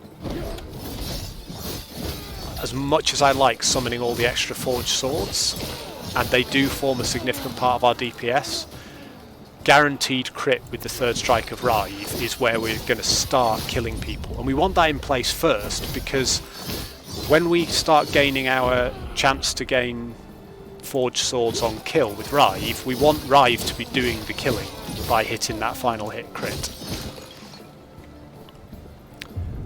It's really hard for me to figure out the buttons in my head because I'm not using any of the standard skills, and I've not mapped them to my standard buttons that I had last time either. I'm just dealing with them until we get to where we need to go. So Rive is in the right place, Shield Rush will go in the right place the moment we've got it, but other than that we're just going to wait and see. Speaking of Shield Rush, let's just get... Oh, there's nobody. I thought we were going to find dudes there as well. Right, what's this? Move and attack speed, very nice. So Shield Rush, we are 1, 2, 3 points away from Shield Rush. So we need 3 more passive points, which hopefully we'll get from quests and levels.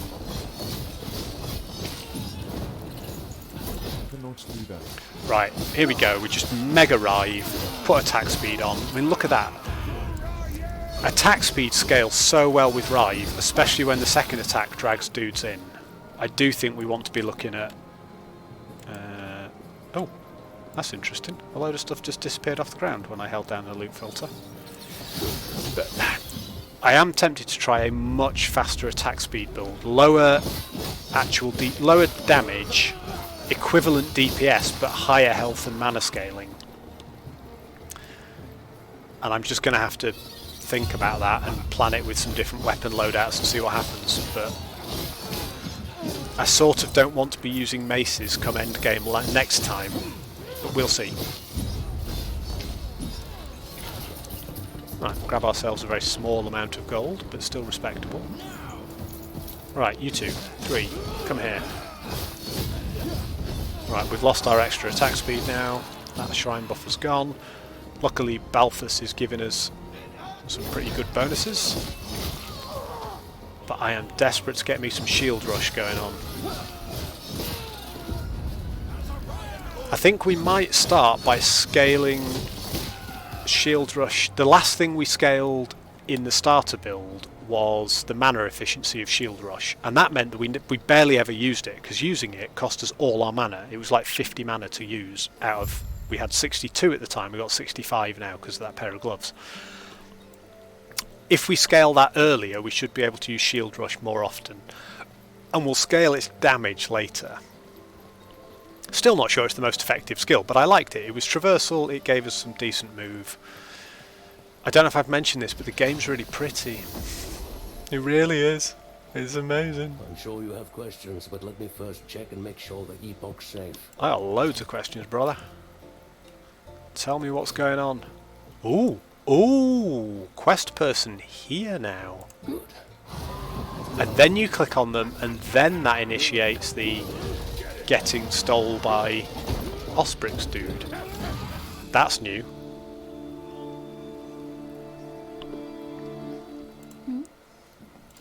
Usually, he got stolen, and you had to go over the bridge to find her, which was a little bit like, well, what do I do now? He's just been nicked. Was I supposed to kill that thing?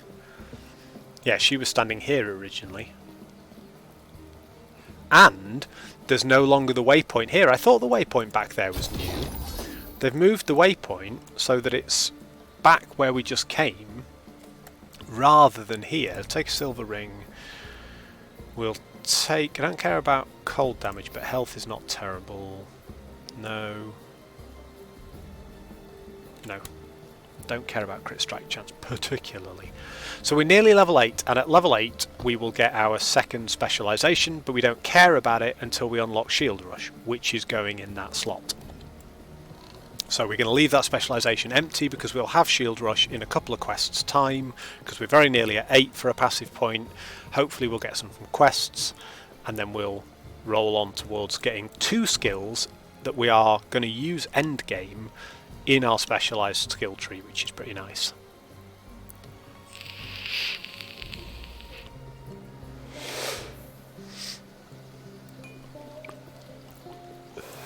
Right, we've got a quest for him. Yep, that's fine, I'll find him. Prayers be with you. Hello to you. Yeah, he was grabbed by a drake, man. He's got stoled. Transfer the crafting items. That one is still nowhere near as good for damage as the bleeding heart is. Don't think we need to stress about any of this particularly. We'll just get rid of it all. Right. Right. Right. Right. Right. Everything okay? Yeah, we rescued him, but then he got took again. That must be Orion. And Yeah, Osprix. we'll get I think Orion. That must be. We have their camp is. Are you sure? You'll stay safe. Boom! See? Stay alive. We got passive And point for bring quest Bothus completion, back. and we leveled. So that's perfect. So we go down here, and we're going to pump them both into the plus armor and damage taken reduced.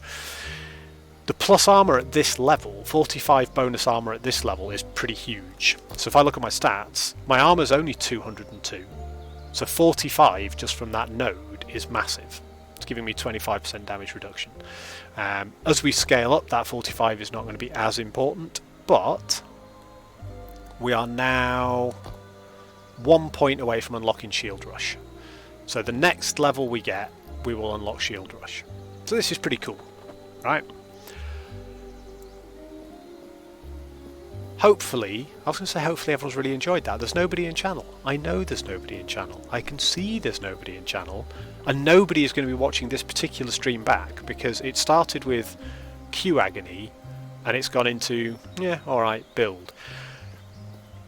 I don't really care because the game is pretty, and I'm going to say it again and again and again, but my god, I am so much happier with how pretty this game is. I really, really am.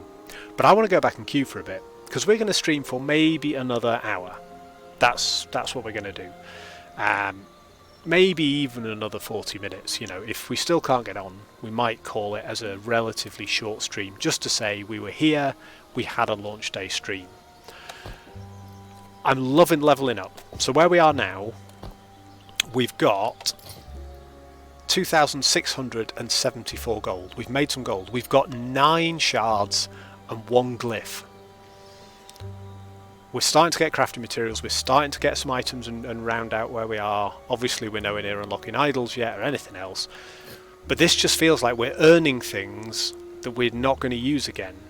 Because off Lionion, or whatever he's called. What's he called? I need to know. Off Linian. It's a great name. I should have chosen that from somewhere else. Oh, 2 things before we start. They've changed this screen as well. So stats are now along the top. Vitality, Strength, Dexterity, Intelligence, Attunement with their points on them. However... Oh yeah, no, we can still hover over them and get a tooltip on what they mean. Health is over here with health regen, mana's over here with mana regen, movement speed's in the middle. So this is all clearer. Resists are all nice and clear in the middle. Then we've got block chance and effectiveness, armor dodge, stun avoidance, ward retention. These were the additional defensive stats that we always had. But this is a really nice presentation. Like that a lot. And it tells us up here that we are playing a level 8 Sentinel cycle character. Then down here we've got our additional stats. And it doesn't look like a lot of those have changed significantly. So that's fine. So that's just another way in which stuff has changed. Let's just have a look before we log out at the Forge. So the Forge is the same. Let's just pop that in. Right, so we could put strength in there. We're not going to do this. We're not crafting a random pair of crappy gloves. But we have got one glyph of chaos already, which I've learned is the way that we're going to get up with this. We can hit crafting materials to see what we've got. We've got a guide on crafting which tells us everything. We may have had that before, but I've never used it. That looks rather nice. House of Shatter, runes and glyphs and all the rest of it. Need to do what I always do, which is remember to take my gloves back and put them back on. So the guy's looking pretty cool. But this all feels like we're sort of wasting time. Because we're not progressing towards our cycle online character, which is where we want to be working. It's what we want to be doing. So we're going to go back and we're going to look at the queue again. Let's just see if there's an update before we do that, because it may be that, you know, if they've not fixed the online, they've not fixed the online. So, you know, if it's not working, fine, we won't bother trying to get in online. But I think somewhere along the line there has to be a chance. So let's have a look at Last Epoch's Twitter. You're able to play offline, experiencing failed or slow transitions. Let's see if we've had any update to this server thread. There have been more updates. Right, so at 12:07, which was 7 minutes past 6 our time, they found out that the web API service was failing. So they restarted it. Matchmaking's still down, which affects the login and the scene-to-scene transition. 25 past 6, they followed up back-end deployments which are going well. Still investigating container apps for the service failing, progress being made. Matchmaking, i.e. connecting to servers when changing scenes or logging in, is currently still down. 12:42, which was 6:42 our time, some stability coming back up. Seeing some stability coming back up will keep people updated. And that was the last post. So that was about half an hour ago. So I'm going to do a couple of things. We are going to transition out of here because it's offline. So we know we can jump straight back in. Do not exit to desktop. Leave the game. Go back to character select. We can always log back into this guy, do a bit more crushing, learn a little bit more about how we're leveling. But I want to level my character that I'm actually going to play. So there we go. Offlinian is now level 8 and is using one of the skills we want him to. And he's got some kind of broken shards of Narsil sword, which is, yeah, alright. So let's do a couple of things. Let us have a quick look at people who are streaming and see where they are and what they're streaming. Now this looks like that is a level 1 character. 2 unspent points. Oh no, it's not. It's a little bit higher than that. Fortress walls are done. Northern Road. This looks like we have some people who are online, because these streamers would by now have easily crushed this even without the scene transitions, and they seem to be doing okay. Let's have a look at a few more. Where are we up to? What's Shroud doing? Still looks like he's trying to load into the Osprix War Camp online with people. So either they've kept slogging it out or they've had some success. So let's have a go. Jakaro, our level 1 Cycle 1 Sentinel. We're going to ping him, and we're going to see. I don't have a lot of confidence. I think they're still experiencing some serious server issues, but we may be able to get on. No, not yet. Not yet. But it sounds like things are starting to improve and some stability is starting to come back up.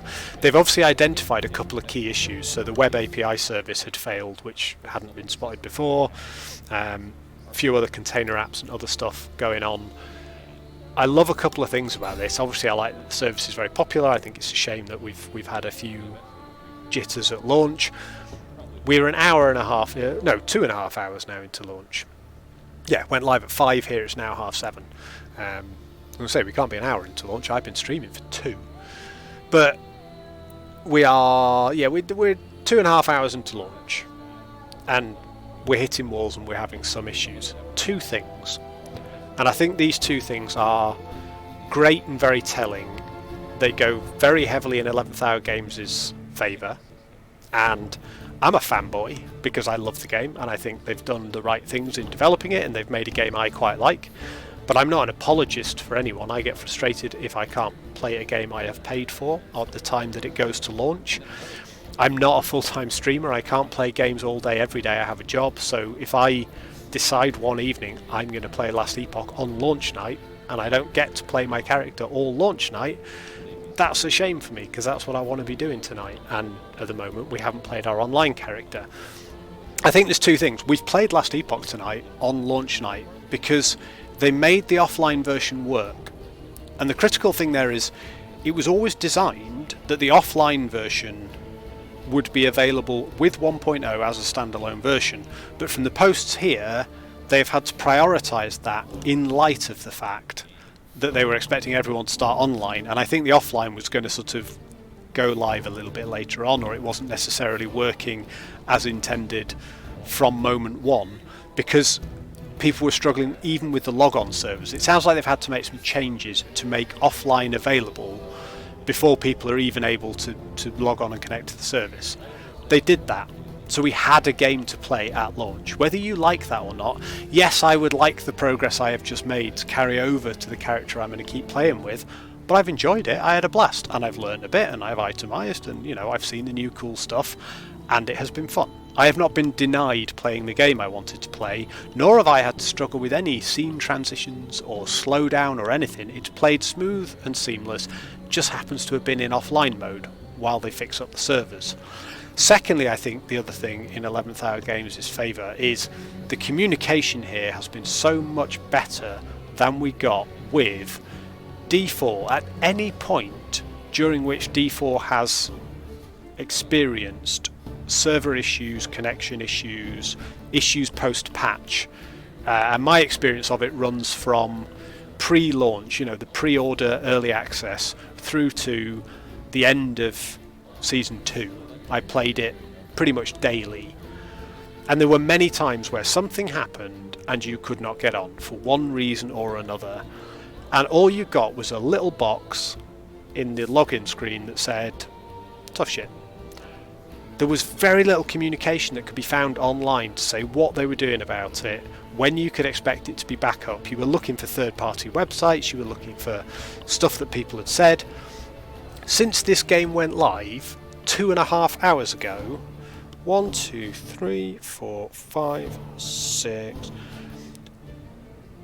So since the game went live 2.5 hours ago, not only are they trying to fix the servers, but 11th Hour Games have prioritised the single player mode and given us 6 status updates at no more than about half an hour apart on what exactly is going on. Even if there isn't a lot to say, even if they haven't made any changes or differences to your chance of getting in and on the online servers, they have been updating us and letting us know. Which we should be taking as a given, don't get me wrong.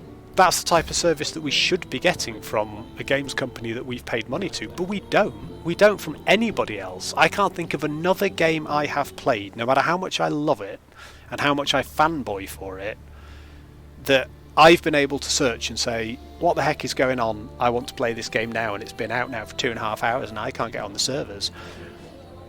I have never done that anywhere and found the developer, not somebody else who's tried this and tried that and has some, you know, reboot your cache, delete this, try this.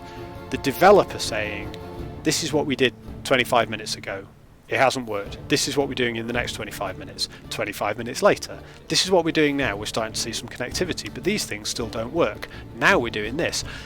And they aren't just posts that are saying, we're still trying, we're still twiddling the knobs and dials, we're doing ... They've told us about the API key recognition, about some of the connection apps, and the specifics of what is going on. For those that understand it, or those like me that just want reassurance that we found something that was bust and we're fixing it. And I don't think we should undersell how good that is. Should that be the standard for a live service game? Yes, it should. Is it? No, not at all. So absolutely hats off to them from my point of view. I think, you know, we can't say what kind of a launch this has been because we're 2.5 hours in. We've not seen people get back from work and try and crash the servers. We've not seen the weekend numbers yet. We don't know what the first week or 2 weeks of this game's launch are going to be. What I can tell you is I loved this game in beta. I loved it in 0.92. I thought it was brilliant. What I've played tonight, limited though it is a world away from it. The prettiness, and I know I've been banging on about it, but the visual flair to the game made me realise how ugly the previous version was. They'd put a lot of effort into gameplay, content, making sure everything worked. They hadn't added that graphical flair, and I'd seen some videos that said, yeah, the game is going to be prettier. And I sort of thought, well, yeah, it probably is if you're running everything on Ultra and you've got, you know, a 4090 and you can do that. I can't. I don't have that kind of hardware, so I won't see a difference. I've seen an enormous difference. There are some little tweaks and polishes that I really like in terms of the quest icons and a few other things. They're minor quality of life changes, but it feels now like a polished launch game, which is how I felt about it a week ago, but now I don't. I felt like a week ago isn't good enough. I want to see what monoliths look like with this new graphical polish. I'm really keen to see all of it. So I'm dead excited for the game. I think it's only a big step in the right direction, and I'd have happily played what they'd already put out for the next 2 years anyway. I'm really thrilled to see where this goes, and I want to see how much it blows up. I want to see what those peak numbers look like, and I want to see how badly they crash off, and whether it does what Helldivers did and takes a non-AAA studio and catapults them into the limelight for the right reason, for making a game that is fun to play. Should that be an achievement in the modern day, making a game that's just genuinely fun to play? No, it shouldn't. It should be what we're all paying for, but it isn't always the case. You know, I think 3 of my favourite games of the last few years have been Helldivers, limited amount as I've managed to play of it, which is, you know, a AA studio, if you will.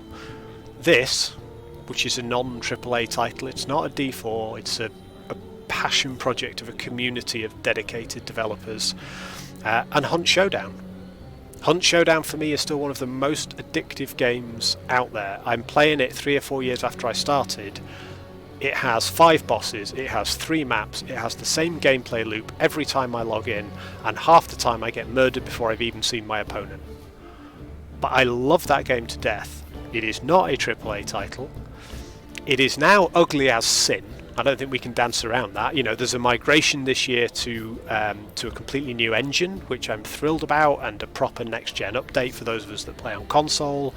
But the servers are still not the most solid. They're better than when I started playing by a long shot, but we still have issues with them. We still have client crashes. If you zoom in through a sniper scope, you know, sometimes the windows and the walls don't render in some of the compounds. But I can play that game for 3 hours a night every single night of the week and never get bored of it, because at its heart it is the most phenomenally made game. It is fun to play. And it's, I suppose, a bit depressing that with the slew of games that we get all the time, a game that stands out as genuinely fun to just log into and play on your own or with your friends is such a rare exception that it really jumps out. But to me, this is one of them. So this is not a rant or an attack on AAA studios or some kind of... There's a lot of that at the moment on YouTube, and there's a lot of sort of backlash following the Helldivers launch. But I think this has been great so far. So we're going to click some buttons. We're going to see if we can get in for a little bit longer. I'm actually going to do the cycle thing one more time. Not the cycle character. We're going to close the whole thing down. We're going to boot it back up. We're going to see if closing down Steam resets some stuff. And we're going to see if we can get into cycle. And then we're going to see if we can die in the Fortress Ramparts, like we have done every time we've played one of these characters from the beginning. So let's transition to be right back, but I'm going nowhere. I will still be here with you. We are going to exit the game. But I've played some LE tonight, and I may not have mentioned this, but it's very, very pretty compared to what it looked like. And I liked it before. I'm a happy, happy bunny. Right, we're going to close down Steam. We're going to give that a few minutes just to settle itself down. We're going to take a breath. Take a little sip of beer.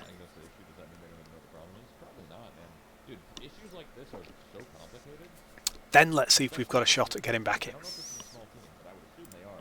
If you're a big team, sure.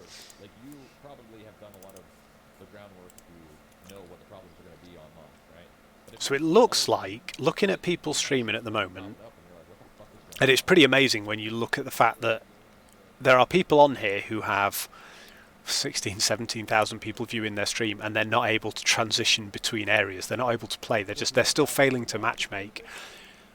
But they are online. I wonder if they've been in this zone the whole time trying to do this.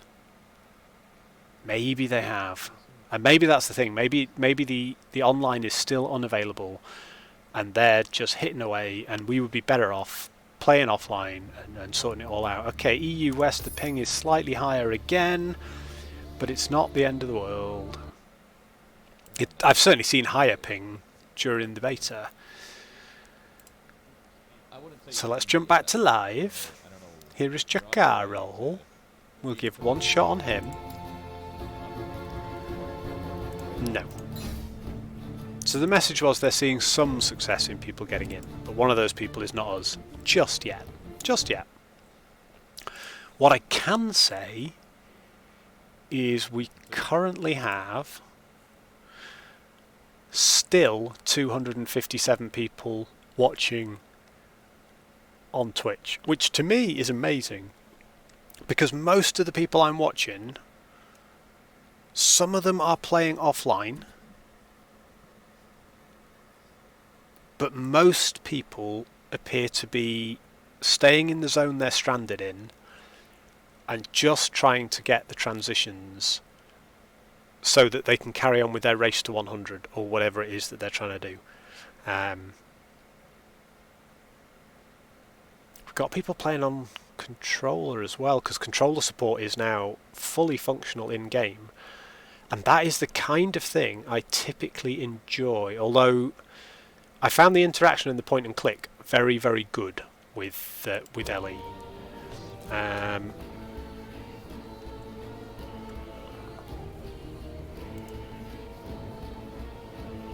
I may need to do a little bit of tweaking. I want to tweak my cursor, which I haven't been able to do, and I want to do a bit of that, but we're going to do that another time. So I think online play is still not really an option at this point. This is where we are. We are 2 hours into the stream. We got our game patched. We got in a queue once. That queue was 5,700 people, and we were in it before I could transition from starting stream soon to going live, or to being live, so that was no time at all. We have made our cycle character. We've managed to get in and create them, but we can't log in because those scene shifts still aren't working server time. So the last update was some stability coming back up, and that was an hour ago. We've since had an update 35 minutes ago. We're kicking off a client build to address people sometimes seeing character selection blank. This is able to be worked around by exiting and relaunching the game if you experience it before patch deploy. Aiming to push that out later today. So there's a fix for the character selection blank screen, which we had, but it has since fixed itself with a reboot. Still working to resolve online issues. So this update was 15 minutes ago. Still working to resolve online issues. Playing necromancers to try to res those container apps. We have leads from all of our service providers in the war room helping us diagnose the issue. So they are using the power of the necromancer to raise these servers from the dead, but they're working hard on it. They're keeping us updated. They will go back up live at some point tonight. Now, I'm not going to stream forever. We might do a little bit more offline, might do another 20 minutes or so, and we'll call it there. And I will come back on a bit later on, see if we can jump in. But we were here for day one. We were here for launch, we saw the issues, we played a bit. They gave us an option and a way to play a bit. But at the moment, this is how we start out as a Sentinel. If we go to our level 8 Sentinel, looking sexier already. I don't like that helmet as much. Covers too much of my lovely face. But we've got a... I do like the view of this from the back with the little strap and the shoulders and stuff. Let's jump back in for a second. Let's see if we can't get Shield Rush, because if we can mana scale Shield Rush, it might be quite a useful little get out of dodge tool. Right, we want to be going this way, and then up and out the Keeper's Camp to go and rescue Balthus from Orion.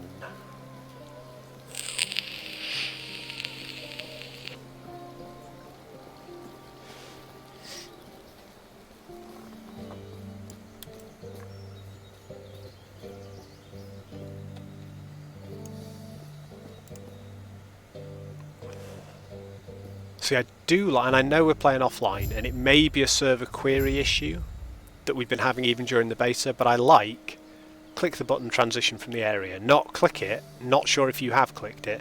I wonder if they've made any changes to how close you've got to get to the zone transition before. Yeah, I still think you can transition zones quite accidentally by walking a little bit near them without really knowing you've done it. This one we have come back in facing away from the zone entrance, which is nice, but it's still not ideal, I don't think. Right, I need to do something else. I need to launch this. Ah, I see what the issue was there. I think we've had an update. Right, there we go. I've now got my lovely new cursor back, and it's already pre-configured. So that's helped, because the old cursor, I'd already got used to the shiny new cursor, and the old one was giving me a little bit of a nightmare in knowing where we are. Stand down or die. Yeah, stand down or die.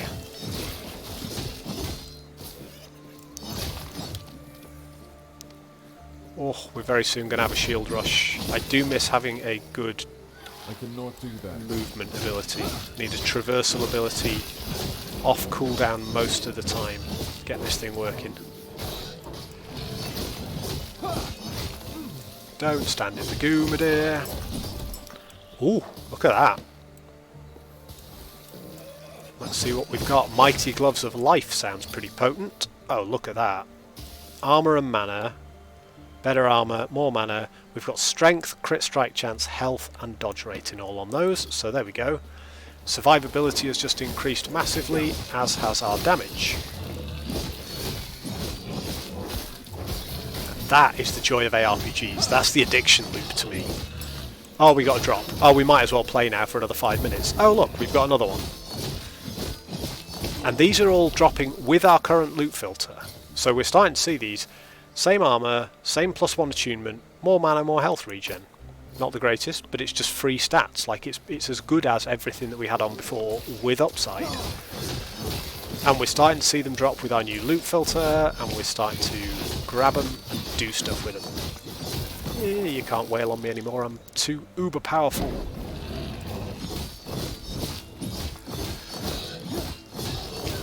Look at that, we're getting kissed on both sides by these dudes.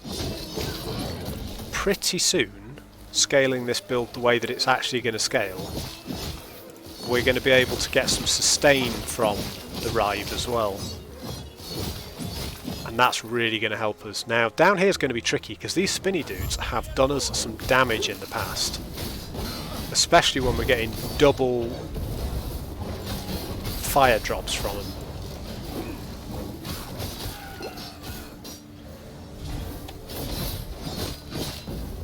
Yeah, we see we can't even stand there and Rive, because they're just going to do this. Whoa, that's the wrong button. That's the problem, I'm not set up with my buttons. Although this armour and the extra passive points have made a massive difference to survivability. Like, it's not infinite by any means, but my god is it better, that 45 bonus armour.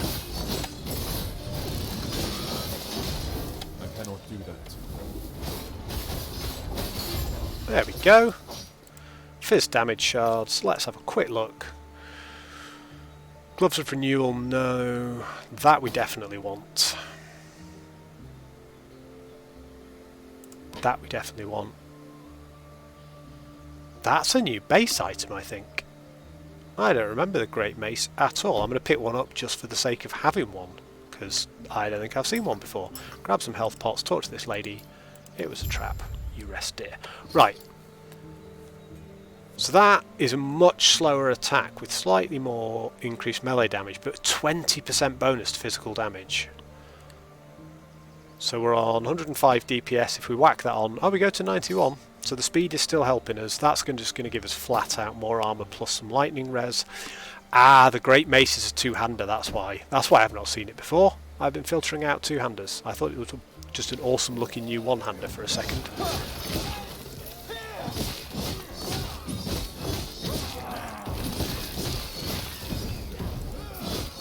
Yeah, we're lacking in some flexibility, but we are not lacking in any kickassery. I just love Rive. It is one of my favourite abilities I have used in the game. I'm very much looking forward to it pulling in creatures, because that makes it play way better. But right now, it's still pretty good. Oh, we're getting some more shards. I do want to be online because I want all these to count and I want my numbers to go up and I want to see how long it takes me to scale my cycle character, but at the same time I don't care. I'm getting to smack stuff and I'm having fun.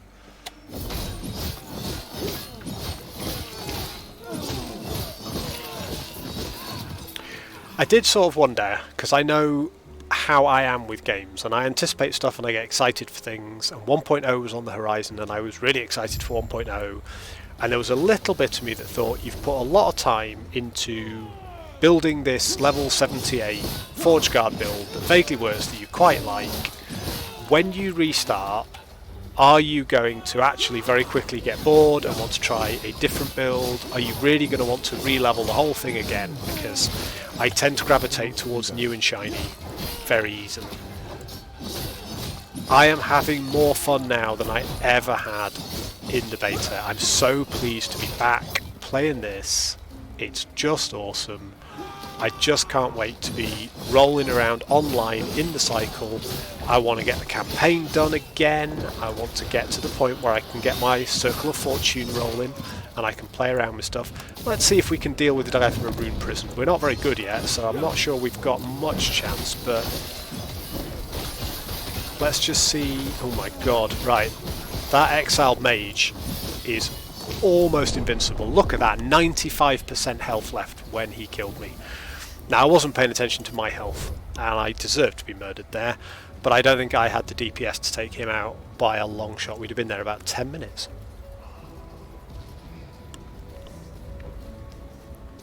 Well, that's been fun. That has been tremendous fun. Helm of Life. Oh, god, yeah. Oh. My god. We picked up a Rune of Shattering. Happy, happy days. But we've also picked up a helm that has bonus health, better armour, and fizz res. We would lose the attunement. I don't really care about health res or mana regen though. I just want to stack armour at the moment.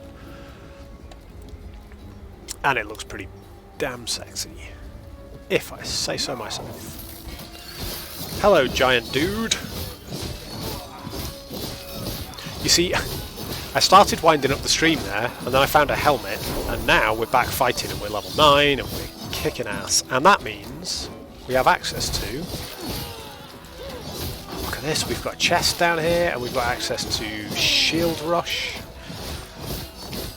We're going to have to do this all over again later on, or tomorrow, but I don't care. Right, what's that? Don't care about wands, don't care about that or that. Cool. I do like being able to just toggle a filter off early doors when you're like, yeah, do I need this, do I not need this? We'll take the one-shot chest all day long. We've got a level on Rive, which will let us die. This is where the game's getting good now. The game is getting good now. We've got a Broadsword of Hunger, which I'm very pleased about, because that means it's going to have a couple of things we want on it. So a couple of things. Broadsword of Hunger we can't equip until level 20, so we're a way off yet. But bang another point in here. Armour goes up.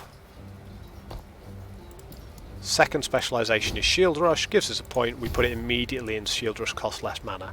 So it's 8 lower mana cost, and we change that to Shield Rush. It's still going to cost us 42 mana, which is all of our mana. But we can rush through people, and we're riving now, right? And Rive isn't costing us any mana. Before, we were using multi-strike and a few other things, and it was just too expensive. We were using the hammers at this stage in the first build that we did on the previous streams, like that. And it was costing us too much mana to do the shield rush to get our hammers going. But once we've shield rushed now, we're just riving. And we can go to Rive, and we can add extra damage to the third swing of Rive. So one more level of Rive. Oh god, the exiled mage is still alive. Oh dear, we're going to make bad life choices and regret what we have done all day long. Bye bye, exiled mage. Whew. Oh god, that was staggering. No, I'm hoping to do... No, that won't work. Okay. We are actually doing some damage now, but we're going to die. We need these to die. Grab the health pot. I forgot that we were going to still have the exiled mage up, and I forgot that we were going to have these added shields, which is just killing us. I cannot do that. If it wasn't for those that he keeps spawning, we'd probably have half a chance.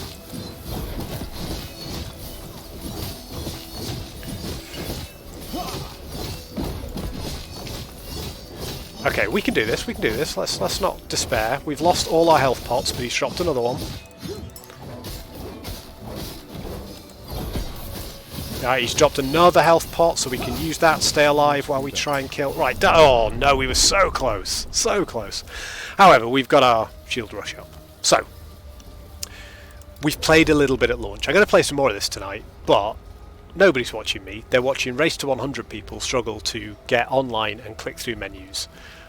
We were chilling here. We were just seeing what was going on. And, you know, we've had fun. I've enjoyed myself. But, for now, we are all good. So I am going to call the stream there.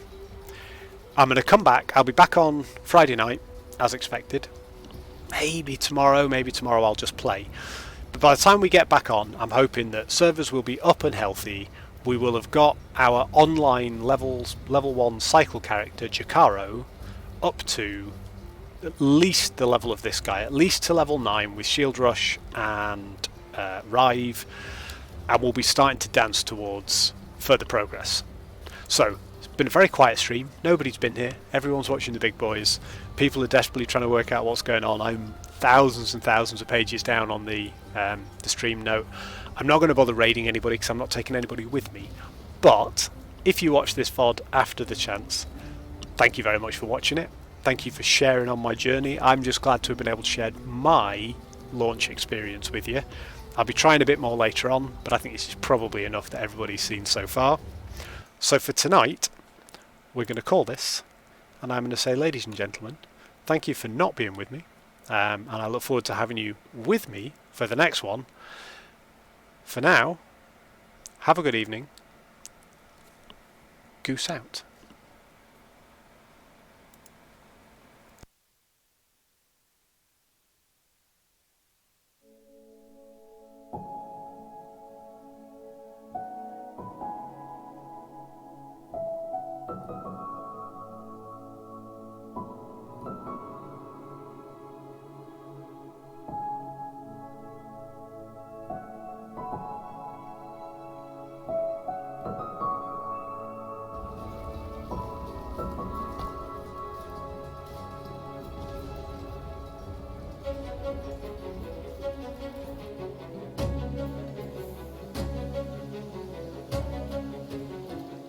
Terra's blessing. Force be with you.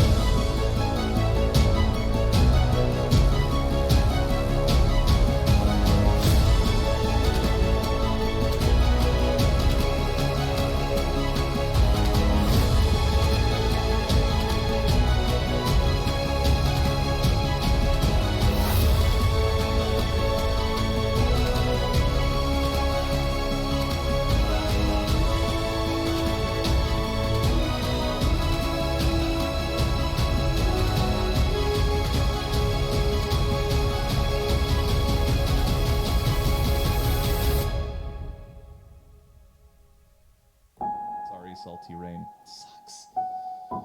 Oh. Okay. We're doing some crafting. Hey, look, we found the new affix, Parry Chance.